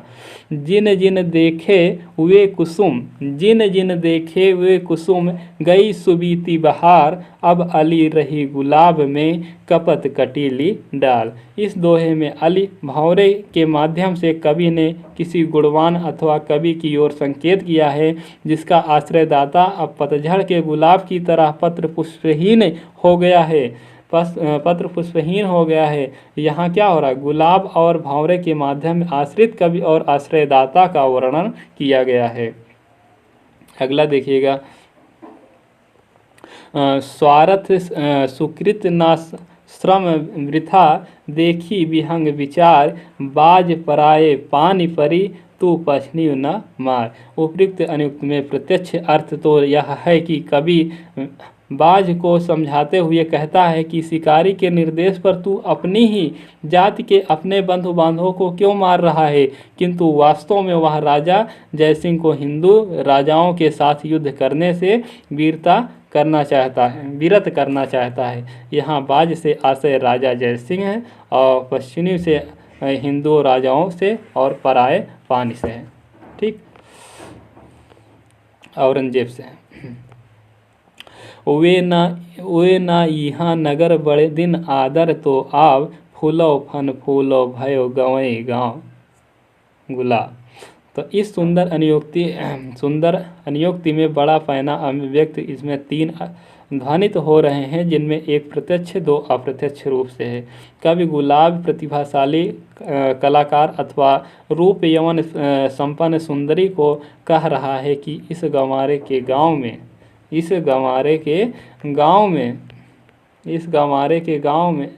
मतलब असभ्य और संस्कारहीन लोगों को सभा में अथवा सौंदर्य की सराहना अयोग्य लोगों को सभा में तेरा फूलना न फूलना दोनों बराबर है। गुणवान या गुणहीन, मतलब जहाँ पर लोग संस्कृतहीन रहे, असभ्य लोग रहे, वहाँ पर किसी को गुणवान होना या गुणहीन होना दोनों एक बराबर कह रहे हैं, यहाँ पर कवि जी ने कहा है। संदेह अलंकार क्या होता है, जहाँ किसी वस्तु को देखकर संशय बना रहे, निश्चय ना हो, वहाँ संदेह अलंकार हो रहा है। मतलब किसी चीज़ को आप रात में आप जा रहे हैं, वहाँ पर एक लस्सी पड़ी, अंधेरी रात है, आप जा रहे हैं, वहाँ रोड पर एक लस्सी पड़ी हुई है, उस लस्सी को आप उस लस्सी को आप ये नहीं समझ, लेकिन वो तो भ्रांतिमान अलंकार हो जाए। यहाँ पर केवल संदेह होना चाहिए, ठीक है, यहाँ पर केवल संदेह वो भ्रांतिमान अलंकार हो जाता है, ठीक है। जहाँ पर ये ना समझ पाए कि लस्सी है कि सांप है, कि सांप है कि लस्सी, वहाँ पर क्या हो जाता है, तो भ्रांतिमान अलंकार हो जाता है। लेकिन संदेह में जहाँ किसी संशय बना रहे कि यह सही है कि नहीं सही है, ठीक, किसी वस्तु को देखकर संशय बना रहे, निश्चय न हो, वहाँ संदेह अलंकार होता है। क्या होता है, संदेह अलंकार होता है। और भ्रांतिमान अलंकार होता है, क्या होता है, जो मैंने अभी बताया आपको, कि लाश को अगर लस्सी रोड पर लस्सी रखी हुई है और लस्सी को उन्होंने क्या समझ लिया, सांप समझ लिया, तो हो जाएगा भ्रांतिमान अलंकार। ठीक है, भ्रम के मारा उन्होंने सांप समझ लिया। लेकिन यहाँ पर केवल संदेह हो रहा है, समझ नहीं पा रहे हैं कि ये क्या चीज़ है। ठीक है, यहाँ पर संदेह, निश्चय नहीं हो पा रहा, निश्चित नहीं हो पा रहा है। तो जहाँ पर किसी वस्तु को देखकर संशय बना रहे, निश्चित ना हो पाए, वहाँ पर क्या होता है, वहाँ पर संदेह अलंकार होता है। देखिए, तारे आसमान के हैं आए मेहमान बनी, केसों में निशा में मुक्तावली सजाई है, बिखर गए है चूर चूर है, चंद्र कैधो घर दीप मालिका सुहाई है, मालिका सुहाई है। तो देखिए यहाँ दीप मालिका में तारावली, मुक्तावली, चंद्रमा के चूर्णीभूत करणों का संदेह होता है। अगला देखिए, हाँ, फेमस उदाहरण जो आपके कक्षा 6 की 7 में दिया गया था। सारी बीचे नारी है कि नारी बीचे सारी है, सारी बीचे नारी है कि नारी बीचे सारी है, कि सारी ही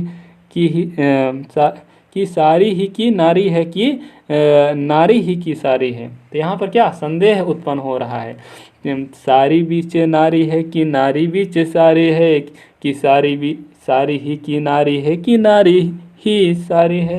तो यहाँ पर संदेह है, बहुत ही फेमस ये आपका उदाहरण है, बहुत ही फेमस उदाहरण है, बार बार एग्जामों में पूछा जाता है कि सारी बीचे नारी है कि नारी बीचे सारी है, कि सारी ही की नारी है कि नारी ही की सारी है।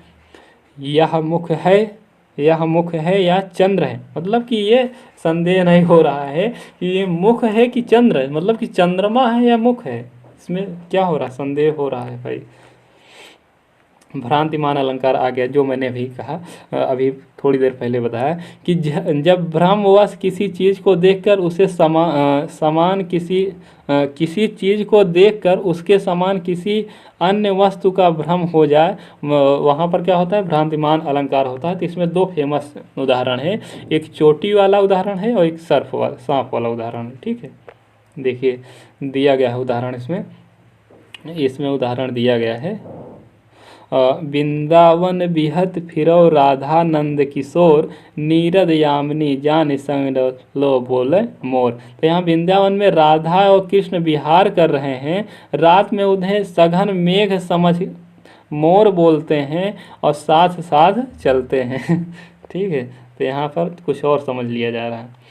नाक का मोती अधर की क्रांति से, नाक का मोती अधर की क्रांति से, बीज डरित का समझ कर भ्रांति से, देख कर सहसा हुआ सुख मौन है, सोचता है अन्य सुख या कौन है। तो उर्मिला की नाक में पहने हुए मोती पर ओंठों की लाल आभा पड़ती है।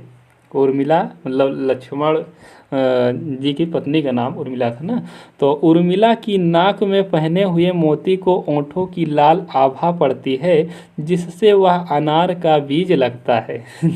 जिससे वह अनार का बीज लगता है।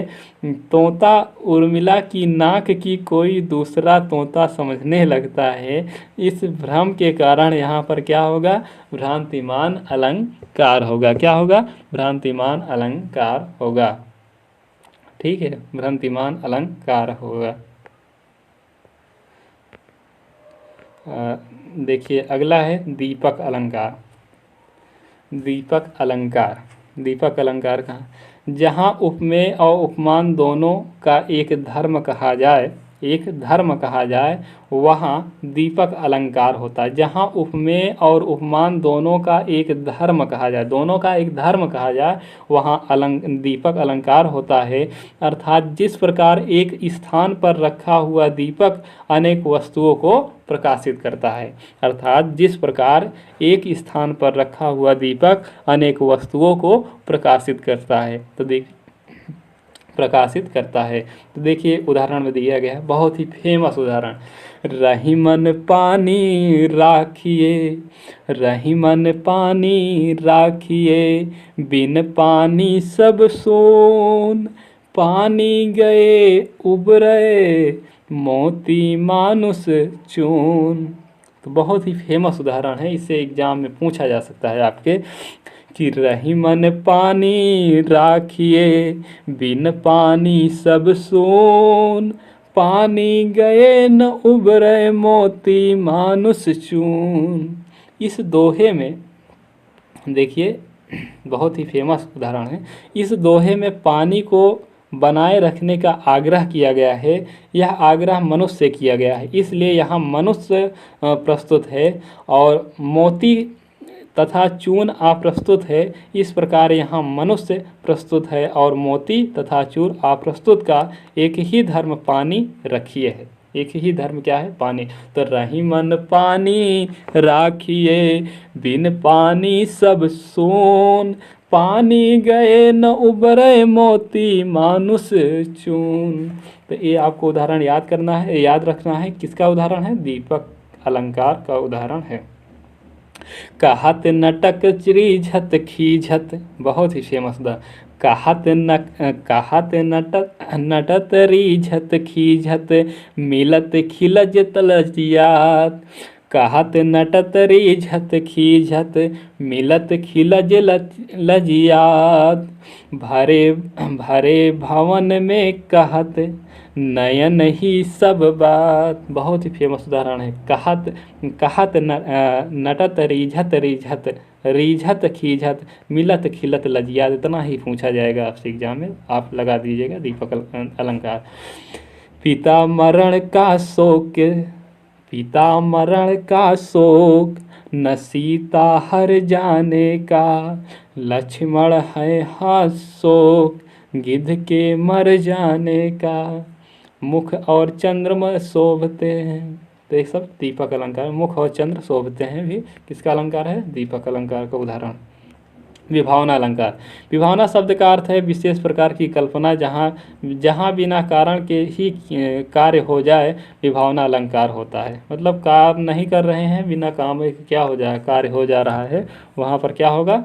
वहाँ पर क्या होगा? विभावना अलंकार होता है। संभावना अत्यधिक यहाँ पर व्यक्त की जा रही है। ठीक। बिनु पद चले सुने बिनु काना, बहुत ही फेमस उदाहरण है विभावना का। बिनु पद चले सुने बिनु काना, कर बिनु करम करे विधि नाना।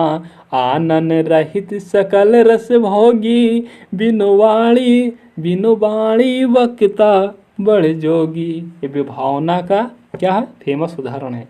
यहाँ पैर के बिना चलना, कान के बिना सुनना, बिना हाथ के कार्य होना इत्यादि का कारण का क्या हो रहा है? बोध हो रहा है। इसलिए यहाँ पर विभावना अलंकार हो, संभावना व्यक्त की जा रही है। दुख इस मानो आत्मा करे, नित्य का माधुर भोजन। दुख के तम को खा कर भरती प्रकाश से वह मन। सुमित्रा नंदन पंत जी की ये पंक्ति है। तो पंक्ति भी पूछ लेता है। ठीक है, पंक्ति भी आपसे पूछ सकता है। अप्रस्तुत प्रशंसा। जहाँ अप्रस्तुत उपमान का वर्णन करते हुए प्रस्तुत का कथन होता है, वहाँ अप्रस्तुत प्रशंसा अलंकार होता है। सागर की लहर लहर में हास्य स्वर्ण किरणों का, सागर के अंत स्थल में अवसाद अवाक करोड़ का। पंत जी का है, ये भी पंत जी का है, सुमित्रा नंदन पंत जी का। अप्रस्तुत सागर वर्णन प्रस्तुत धीरे वीर गंभीर व्यक्ति का वर्णन किया गया है। स्वार्थ सुकृत ना श्रम वृथा, देखो विहंग विचार। बाज पराए पानी परी, तू पाछीन न मार। तो ये अप्रस्तुत प्रशंसा के उदाहरण है। विरोधाभास अलंकार। जहाँ वास्तविक विरोध न होकर विरोध का आभास मात्र हो, वहाँ पर विरोधाभास अलंकार होता है। उदाहरण के लिए, अनुरागी चित्त की गति समझो। क्या है?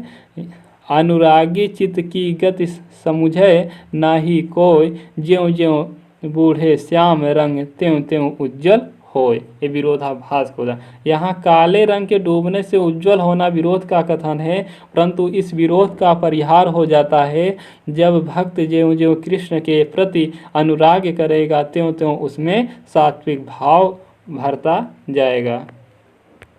ये विरोधाभास अलंकार। इस तरह से आपके सभी अलंकार आपके मुख्य रूप से जो थे वो आपके कंप्लीट हुए। अब आते हैं हम लोग प्रश्नोत्तरी पर। तो लगभग 1.5 घंटे का समय लगा। कितने का? लगभग 1.5 घंटे का समय लगा है, आप लोग परेशान मत होइए। अब जो भी प्रश्नोत्तरी है लगभग 100-150 क्वेश्चन है लगभग, हाँ लगभग 150 क्वेश्चन है, तो उसे मैं आधे घंटे में आपका सॉल्व करा दूंगा, आप लोग टेंशन मत लीजिए। इसे मैं थोड़ा सा थोड़ी सी तेज़ी से कराऊंगा और आपका क्या हो जाएगा रिवाइज, जो अभी मैंने अभी तक आपका कॉन्सेप्ट क्लियर किया उस पर अब अभ्यास भी थोड़ा सा हो जाए, कितनी बातें आपको समझ में आई कितनी नहीं। तो देखिए पहला क्वेश्चन दिया गया है और आप लोग देखिए, आप लोग अच्छे से पढ़िए, आपका ज़रूर सिलेक्शन होगा, उसमें कोई घबराने वाली बात नहीं है, असंभव वाली बात नहीं, सब चीज़ संभव है। अगर आप नित्य प्रतिदिन लगे रहेंगे तो सभी चीज़ और सभी नौकरी आपको पाना संभव है। आप जिस भी चीज़ की तैयारी कर रहे हैं उसमें आप ज़रूर सफल होंगे। तो देखिए अलंकार से संबंधित जो प्रश्नोत्तरी है उसमें पहला प्रश्न दिया गया है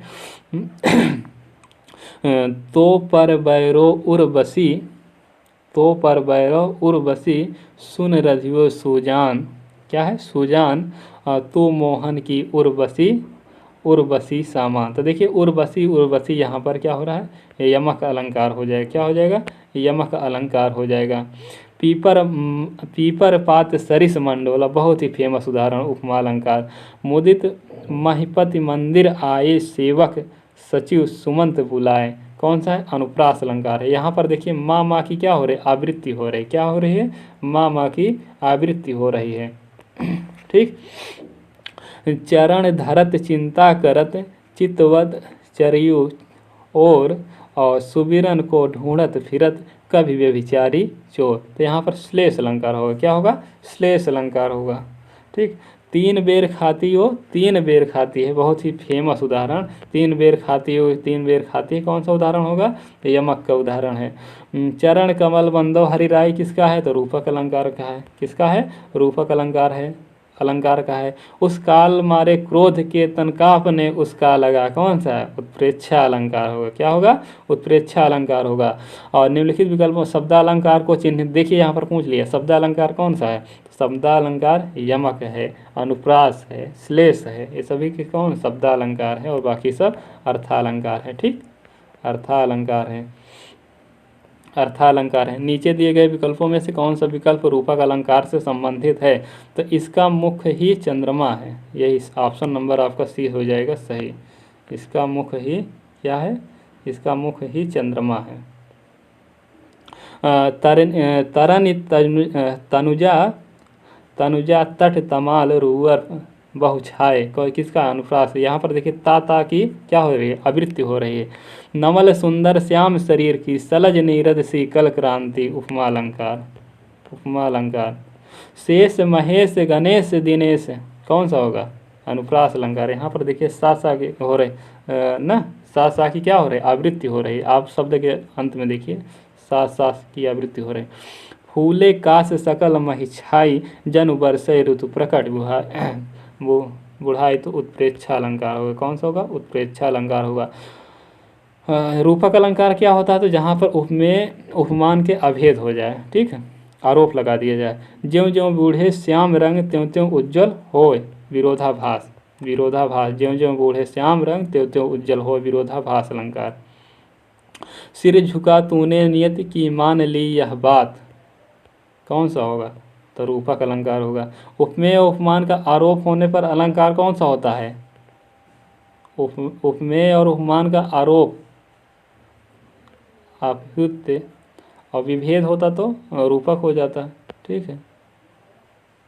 उपमेय में कल्पित उपमान की संभावना को कहते हैं उत्प्रेक्षा अलंकार। उपमान और उपमेय का अभेद क्या होता है तो रूपक अलंकार होता है, ठीक रूपक अलंकार होता है। और तारणी तनुजा तट तमाल तरुजो बहुछाए, कौन सा अनुप्रास अलंकार हो गया। यहाँ पर ता की क्या हो रहा है आवृत्ति हो रही। चरर मरर खुल गए अरर, किसका अनुप्रास अलंकार है। यहाँ पर रा की क्या हो रहा है आवृत्ति हो रही है। बड़े न हुए गुणन बिन वरद बढ़ाई पाए, यहाँ अर्था न्यास का उदाहरण है। चरण कमर बंदो हरिराई, बहुत ही फेमस उदाहरण रूपक अलंकार का, ठीक। कनक कनक ते 100 गुनी मादकता अधिकार, किसका है यमक का उदाहरण है, यमक का उदाहरण। नवल सुंदर श्याम शरीर, कौन सा अलंकार है तो उल्लेख अलंकार है, कौन सा है उल्लेख अलंकार है। कौन सा भैया? उल्लेख अलंकार है, उल्लेख अलंकार है। सावसान का समय परी आसमान से उतरी रही, वह संध्या सुंदरी परी सी धीरे धीरे धीरे, तो उपमा अलंकार है। 3 बेर खाती थी और 3 बेर खाती, कौन सा? यमक अलंकार। कौन सा होगा? यमक अलंकार। अब अली रही गुलाब में, अपत कटीली डार में, कौन सा अलंकार है? तो अनियुक्ति अलंकार है। कौन सा है? अनियुक्ति अलंकार है। अति मलिन विषभानु कुमारी, बहुत ही फेमस उदाहरण अभी मैंने बताया था, तो उपमा अलंकार होगा। ठीक है। नहीं पराग नहीं मधुर, मधु नहीं विकास इह काल, अली कली ही सौ बिंधो, आगे कौन हवाल, अनियुक्ति अलंकार का उदाहरण है। कबीरा सोई पीर है, जे जाने पर पीर, जे पर पीर न जानी, सो काफिर बेफीर, यमक अलंकार है। कौन सा? यमक। संदेश निबंधन कोप भरय में कौन सा अलंकार है? तो अतिशयोक्ति अलंकार। कौन सा है? अतिशयोक्ति अलंकार है, अतिशयोक्ति अलंकार है।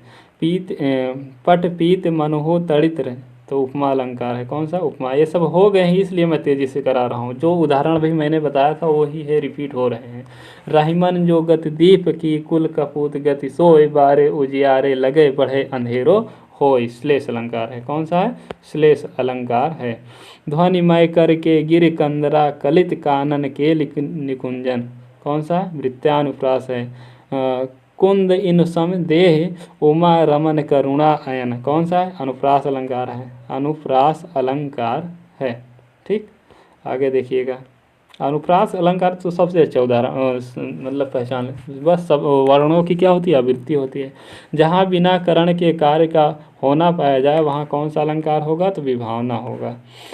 पूत कपूत तो क्यों, पूत कपूत तो का धन संचय, पूत सपूत तो क्यों धन संचय, ये किसका है? लाटा अनुप्रास का है। किसका है? लाटा अनुप्रास का है।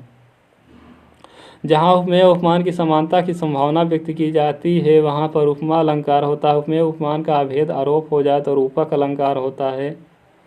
रूपका अलंकार लिखा है, रूपक अलंकार होता है, रूपक अलंकार होता है। जहाँ उपमेय का निषेध करके उपमान का आरोप किया जाए वहाँ पर कौन सा होता है? तो रूपक अलंकार होता है। सादृश्य अलंकार नहीं है तो कौन सा नहीं है? विषयोक्ति नहीं है, बाकी सभी के सभी है। ठीक, किस पंक्ति में अपहृत्य अलंकार है? तो यह चंद्र नाही मुख, अभी उदाहरण आया था ये वाला। रावण सिर सरोज बनवारी, चले रघुवीर सिली मुखधारी, सिली मुख में अलंकार कौन सा है? तो श्लेष अलंकार है, सिली मुख में श्लेष अलंकार। उषा सुनहले तीर बरसती, जय लक्ष्मी की उदित हुई, तो कौन सा होगा? मानवीकरण अलंकार। कौन होगा? मानवीकरण अलंकार होगा। आगे देखिए। बिनु पद चलय सुनय बिनु काना, कर बिनु कर्म करय विधि नाना, विभावना अलंकार। कुल कानन कुंडल मोर पखा, उर्पे बनपाल विराज, कौन सा? अनुप्रास अलंकार है। कौन सा? अनुप्रास अलंकार है। पूत सपूत तो का धन संचय, कौन सा है? तो लाटा अनुप्रास होगा। कौन सा होगा? लाटा अनुप्रास होगा। ठीक, लाटा अनुप्रास होगा। काली घटा का घमंड घटा, कौन सा होगा? यमक अलंकार। कौन सा होगा? यमक अलंकार। जो रहीम गति दीप की, कुल कपूत गति सोय, कौन सा? श्लेष अलंकार। कौन सा होगा? श्लेष अलंकार। को तुम है घनश्याम हम, कौन सा होगा? वक्रोक्ति अलंकार होगा। कौन होगा? वक्रोक्ति अलंकार। बालों को खोलकर मत चला करो, दिन में रास्ता भूल जाएगा सूरज, कौन सा होगा? अतिशयोक्ति। बहुत ज़्यादा चढ़ा बढ़ाकर जब बात की जाए तो अतिशयोक्ति अलंकार होता है। पीपर पात सरस मन डोला में कौन सा है? तो उपमा अलंकार है। मुख बाल रवि सम लाल होकर, ज्वाल सा बोधित हुआ, उपमा अलंकार। कौन होगा? उपमा अलंकार। सिर झुका तूने नियति की मान ली यह बात, रूपक अलंकार होगा। कौन होगा? रूपक अलंकार होगा। कौन सा होगा? रूपक अलंकार होगा। शशि मुख पर घूंघट डाले, अंचल में दीप छुपाए, रूपक अलंकार। पायो जी पायो राम रतन धन पायो, बहुत ही फेमस रूपक अलंकार का उदाहरण। सोहत ओढ़े पीत पट श्याम सलोने गात, कौन सा है? उत्प्रेक्षा अलंकार। हनुमान की पूंछ में लगन आग न पाए, देखिए यहाँ पर क्या हो रहा है कि बहुत ज़्यादा बढ़ा चढ़ा कर बात हो रही है, अतिशयोक्ति अलंकार हो जाएगा। नाक का मोती अधर की क्रांति से, भ्रांतिमान अलंकार होगा। क्या होगा? भ्रांतिमान। रहीमन पानी राखिए बिन पानी सब सून, पानी गए न उभरे मोती मानुष चून, कौन सा होगा? दीपक अलंकार होगा। कौन सा होगा? दीपक अलंकार होगा। या अनुरागी चित की गई समुझे नाही कोय, विरोधाभास अलंकार होगा। अभी भी हो गया है, बताया गया है। चंदन विष व्यापक नहीं लपटे रहत भुजंग, आदत गुण, कौन होगा? आदत गुण होगा। और यहाँ कुम्हड़ बतिया को नाही में लोकोक्ति होगा। क्या होगा? लोकोक्ति होगा। पाप प्रहार प्रकट कई सोई, भरी क्रोध जल जाय न कोई, तो यहाँ पर श्रुत्या अनुप्रास होगा। क्या होगा? श्रुत्या अनुप्रास होगा। ये 3 बेर खाती थी, 3 बेर खाती किसमें होगा? यमक अलंकार होगा। विमाता बन गई आंधी भयावा में, कौन सा होगा? श्लेष अलंकार होगा। श्लेष अलंकार होगा। मन सागर मनसा लहरी बड़े बहे अनेक में, कौन सा? रूपक अलंकार होगा। मैया मैं तो चंद्र खिलौना लाए हो, रूपक अलंकार। मैया रूपक अलंकार। उस काल मारे क्रोध के तन कांपने उसका लगा, कौन सा उदाहरण? किसका उदाहरण है? तो इस उत्प्रेक्षा अलंकार का उदाहरण है। ठीक है, उत्प्रेक्षा अलंकार का उदाहरण है। वही मनुष्य है जो मनुष्य के लिए मरे, पंक्ति में कौन सा है? तो अनुप्रास अलंकार है। खिली हुई हवा आई फिरकी सी आई चली आई, पंक्ति में कौन सा है? तो उपमा अलंकार होगा। कौन से है? उपमा अलंकार होगा। पापी मनुज भी आज मुख से राम नाम निकलते हैं, मतलब जो पापी मनुष्य होता है वो आज क्या मुख से राम नाम निकालते हैं, तो कौन सा होगा? दृष्टांत होगा। चरण कमल बंदौ रघुराई, बहुत ही फेमस उदाहरण रूपक अलंकार का। इन पंक्तियों में कौन सा? चारु चंद्र की चंचल किरणें खेल रही थी जल थल में, अनुप्रास अलंकार। किसका है? अनुप्रास अलंकार। और दिव सावसान का समय मेघमाय आसमान से उतर रही वह संध्या सुंदरी परी सी धीरे धीरे धीरे धीरे धीरे, कौन सा? मानवीकरण है।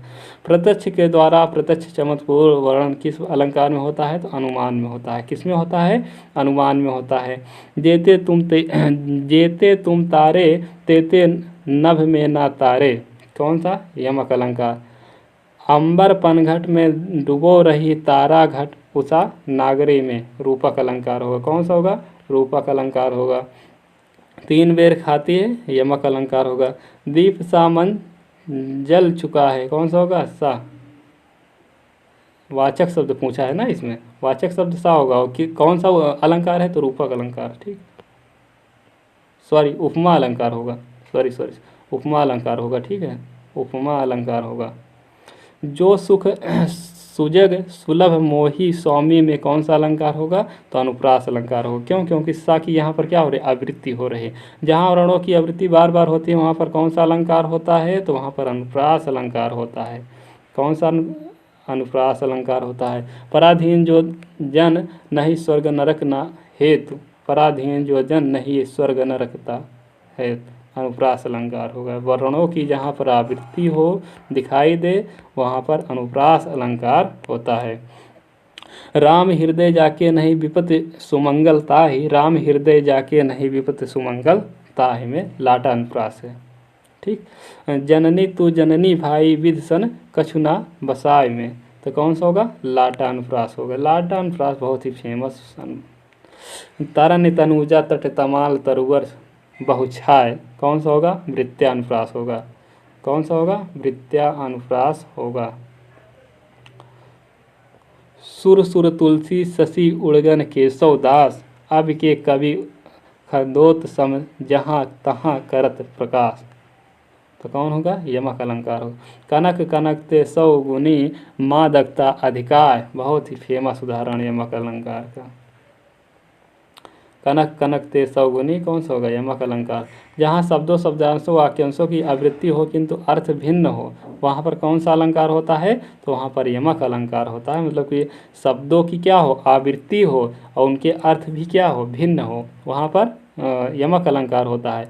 और श्लेष अलंकार कहाँ होता है? जहाँ पर क्या एक शब्द अनेक अर्थ दे। ठीक, तरिण के ही संग तरंग में तरिण डूबी थी हमारी ताल में। कौन सा होगा? यमक अलंकार होगा, यमक अलंकार होगा। खग कुलकुल सा बोल रहा है, खग कुलकुल सा, तो कौन होगा? कुलकुल अगर आपको दिखाई दे तो यमक। का की आवृत्ति हो रही है। तो पर वारो उर्वशी सुन राधिके सुजान, तो यहाँ पर क्या होगा? यमक अलंकार। जहाँ पर आवृत्ति आपको दिखाई दे वहाँ पर यमक अलंकार हो जाए, सॉरी वहाँ पर अनुप्रास अलंकार होता है, यहाँ पर क्या होगा? यमक अलंकार होगा। ठीक, निम्नलिखित पंक्तियों में प्रयुक्त अलंकार बताइए। रनित भिग घंटावली झरित दान मधुनीन, मंद मंद आवत चलिहो कुंजरु कुंज समीर, यमक अलंकार का उदाहरण है। चिरजीवो चोरी चिरजीवो जोरी जोरी जुरे क्यों ना स्नेह गमीर, को घट के भी भनुजा वे हलधर के वीर। कौन सा होगा? श्लेष अलंकार होगा। कौन सा होगा? श्लेष अलंकार होगा। जिस पंक्ति काव्य में प्रयुक्तता की किसी एक शब्द के अधिक अर्थ हो उस पंक्ति में क्या होता है? तो श्लेष। जिस काव्य पंक्ति में प्रयुक्त किसी एक ही शब्द के क्या हो? अनेक अर्थ हो, अधिक अर्थ हो, वहाँ पर क्या होता है? श्लेष अलंकार होता है। श्लेष अलंकार है तो श्लेष अलंकार जो होता है वो शब्द अलंकार हो। श्लेष हो गया, यमक हो गया, सब शब्द अलंकार के उदाहरण ही है। निम्न में कौन सा अर्थालंकार है? तो देखिए यहाँ पर रूपक क्या है? अर्थालंकार। देखिए श्लेष है, वक्रोक्ति है, यमक है और अनुप्रास है, ये सब किसका? शब्द अलंकार है ना। यहाँ पर अर्थालंकार पूछा है तो रूपक अलंकार हो जाएगा। आजो तरयोना ही रही हो श्रुत सेवत इक रंग में श्लेष अलंकार होगा। क्या होगा? श्लेष अलंकार होगा। उदित उदयगिरि मंच पर रघुबर बाल पतंग में रूपक अलंकार होगा। रिपीट बहुत ज़्यादा हो रहा है, देख लीजिएगा, रिपीट बहुत ज़्यादा ही हो रहा है। चरण कमल बंदो हरिराय 10 बार पूछ चुका रूपक अलंकार। चरण कमल बंदो हरिराय रूपक अलंकार। मुख रूपी चांद पर राहु धोखा खा गया रूपक अलंकार। मुख कमल समीप सजे थे रूपक अलंकार, रूपक अलंकार। सख नील नभेश्वर से उतरा यह हंस हरा तिरता तिरता, पारंपरिक रूपक होगा। कौन सा होगा? पारंपरिक रूपक। नील परिधान बीच सुकुमार खुल रहा मृदुल अधखुला अंग। कौन सा होगा? उत्प्रेक्षा अलंकार होगा। कौन सा होगा? उत्प्रेक्षा अलंकार होगा। जब उपमेय में उपमान की संभावना प्रकट की जाए तो वहाँ पर कौन सा अलंकार होगा? उत्प्रेक्षा अलंकार। मतलब उपमेय में उपमान की संभावना जहाँ पर प्रकट। पीपर पात सरिस मन डोला, कौन सा? उपमेय। मन में क्या है? तो उपमेय है। ठीक, पीपर पात सरिस मन डोला, तो मन क्या है? उपमेय है। ठीक, पाए महावर देन को नाइन बैठी आए, फिर जानी महावरी एड़ी मिड़ित जाए। तो कौन सा? भ्रांतिमान अलंकार होगा, भ्रांतिमान अलंकार होगा। निम्न पंक्ति में कौन सा अलंकार है? नाक का मोती अधर की कांति से बीज दड़िम का समझ कर भ्रांति से देख कर सहसा हुआ सुख मौन है सोचता है अनसुख यह कौन है। तो भ्रांतिमान हो, भ्रम पैदा हो जा, मतलब दूसरा कुछ समझ लिया जा रहा है।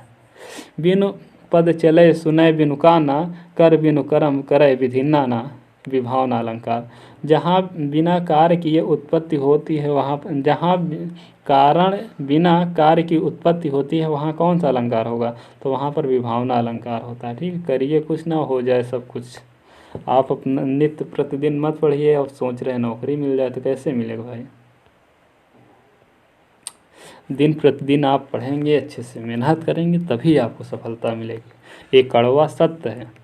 दिग उर्झत टूटत कूटत कुटुम जुरत चतुर चित प्रीति, परत गाठ दुर्जन हिये दय नय यह रीत। कौन सा? दतिरे। दृग उर्झत टूटत, कौन सा? दृष्टास हो जाएगा। दिग उर्झत टूटम कुटुम आ गया, असंगत ही हो जाएगा। ठीक, कौन सा अलंकार है असंगत? निम्न पंक्तियों में यह म्यान में दो तलवारें कभी नहीं रह सकती, किसी और पर प्रेम नारियां पति का क्या सह सकती। मतलब किसी और से प्रेम कर रही हैं पत्नी, तो पति की क्या सह सकती है भैया। दृष्टांत अलंकार होगा उसमें। सम सुबरन सुख माकर सुखद ना थोर, सी अंग सखी कोमल कनक कठोर में कौन सा व्यतिरेक अलंकार होगा। नित्य प्रति पुण्यो ही रहे आनन उपास में कौन सा अलंकार होगा। अतिशयोक्ति अलंकार होगा। नीर भरे नित्य प्रति रहे तऊ न प्यास बुझाए में विशेषोक्ति अलंकार। जहाँ किसी वस्तु का लोक सीमा इतना बढ़ जाए, वर्णन किया जाए, तो वहाँ असंभव सीमा तक पहुँच जाए, वहाँ पर कौन सा अलंकार होगा। अतियुक्ति अलंकार होगा। कौन सा? अतिशयोक्ति अलंकार होगा ना। जहाँ किसी वस्तु का लोक सीमा से इतना बढ़कर वर्णन किया जाए कि वहाँ असंभव की सीमा तक पहुँच जाए, वहाँ पर अतियोक्ति अलंकार होता है। ठीक, वह सर इधर गांडीव गुण से भिन्न जैसे हुआ, धड़ से जयद्रथ का उधर सिर छिन्न हुए से ही हुआ। तो कौन सा होगा। आक्रामक शोक्ति अलंकार होगा। किसी युद्ध में समर्थित गई बात कौन सा अलंकार है। तो यहाँ पर काव्यलिंग अलंकार है। कौन सा? काव्यलिंग अलंकार है। उतरी नहाए जामुन जल सो शरीर समसाए पंक्ति में कौन सा है। प्रतीक अलंकार है। माँ के सुच उपकारों का जीवन में अंत नहीं, प्रतीक अलंकार है। किसका है? प्रतीक अलंकार का उदाहरण है। बूंद अघात सहे गिर कैसे खल के वचन संत है, उदाहरण के है। बीती विभावरी जारी रे किसका है। वो रूपक अलंकार का उदाहरण है। फूले काश सकल महिछाई किसका उदाहरण है। तो ये उत्प्रेक्षा अलंकार का है। मुरलीधर की अधरान धरी अधरान धरौंगी किसका है। यमक अलंकार का उदाहरण है। यमक अलंकार का उदाहरण है। पराधीन जो जन नहीं स्वर्ग नरक ता हेतु, पराधीन जो जन नहीं स्वर्ग नरक का हेतु कौन सा है। अनुप्रास अलंकार होगा। जहाँ शब्दों शब्दांशों वाक्यांशों की आवृत्ति हो, अर्थ भिन्न हो, वहाँ कौन सा होता है। यमक अलंकार होता है। क्या होता है। यमक अलंकार होता है। मुख रूपी चांद पर राहु भी धोखा खा गया, रूपक अलंकार। जहाँ किसी वस्तु का लोक सीमा इतना बढ़ाकर वर्णन किया जाएगा, संभव सीमा तक पहुँच जाए, कौन सा अलंकार होगा। अतियोक्ति अलंकार होगा। ठीक, जहाँ बिना कारण के कार्य का होना पाया जाए, वहाँ पर कौन सा अलंकार होगा। तो वहाँ पर कौन सा अलंकार होगा। वहाँ पर विभावना अलंकार होगा। जहाँ उपमेय के अनेक उपमानों की शंका होती है, वहाँ कौन सा अलंकार होगा। तो वहाँ भ्रांतिमान अलंकार। भारत के सम भारत है, अन्वयन अलंकार। कौन सा। अन्वयन अलंकार। पूत कपूत तो क्यों धन संचय कौन सा होगा। तो लाटा अनुप्रास होगा। उसी तपस्वी से लंबे थे देवदार दो चार खड़े, प्रतीक अलंकार होगा। क्या होगा। प्रतीक अलंकार होगा। रहीमन पुतरी श्याम मनहु जलज मधुकर उत्प्रेक्षा अलंकार। रहीमन पानी राखिए बिन पानी सब सून। देखिए यहाँ पर दीपक अलंकार नहीं दिया गया है, इसलिए यहाँ पर श्लेष अलंकार हो जाएगा। क्या हो जाएगा। श्लेष। लेकिन अगर दीपक अलंकार दिया होता तो वही आंसर होगा। ठीक, पीपर पात सरिस मन डोला में उपमा अलंकार होगा। निम्न पंक्तियों में अलंकार कौन सा। उस काल मारे क्रोध के तनुकांप ने, उसका लगा मानो हवा के जोर से सोता हुआ सागर जगा, कौन सा अलंकार होगा। उत्प्रेक्षा अलंकार होगा। इस तरह से दोस्तों आपकी जो ये अलंकार वाला टॉपिक था, ये आपका कंप्लीट हुआ। अगर आपको यह क्लास पसंद आई हो तो अपने दोस्तों को शेयर ज़रूर कीजिएगा, लाइक और सब्सक्राइब ज़रूर कीजिएगा, कमेंट ज़रूर कीजिएगा। थैंक यू, धन्यवाद, शुक्रिया। आपका दिन शुभ हो।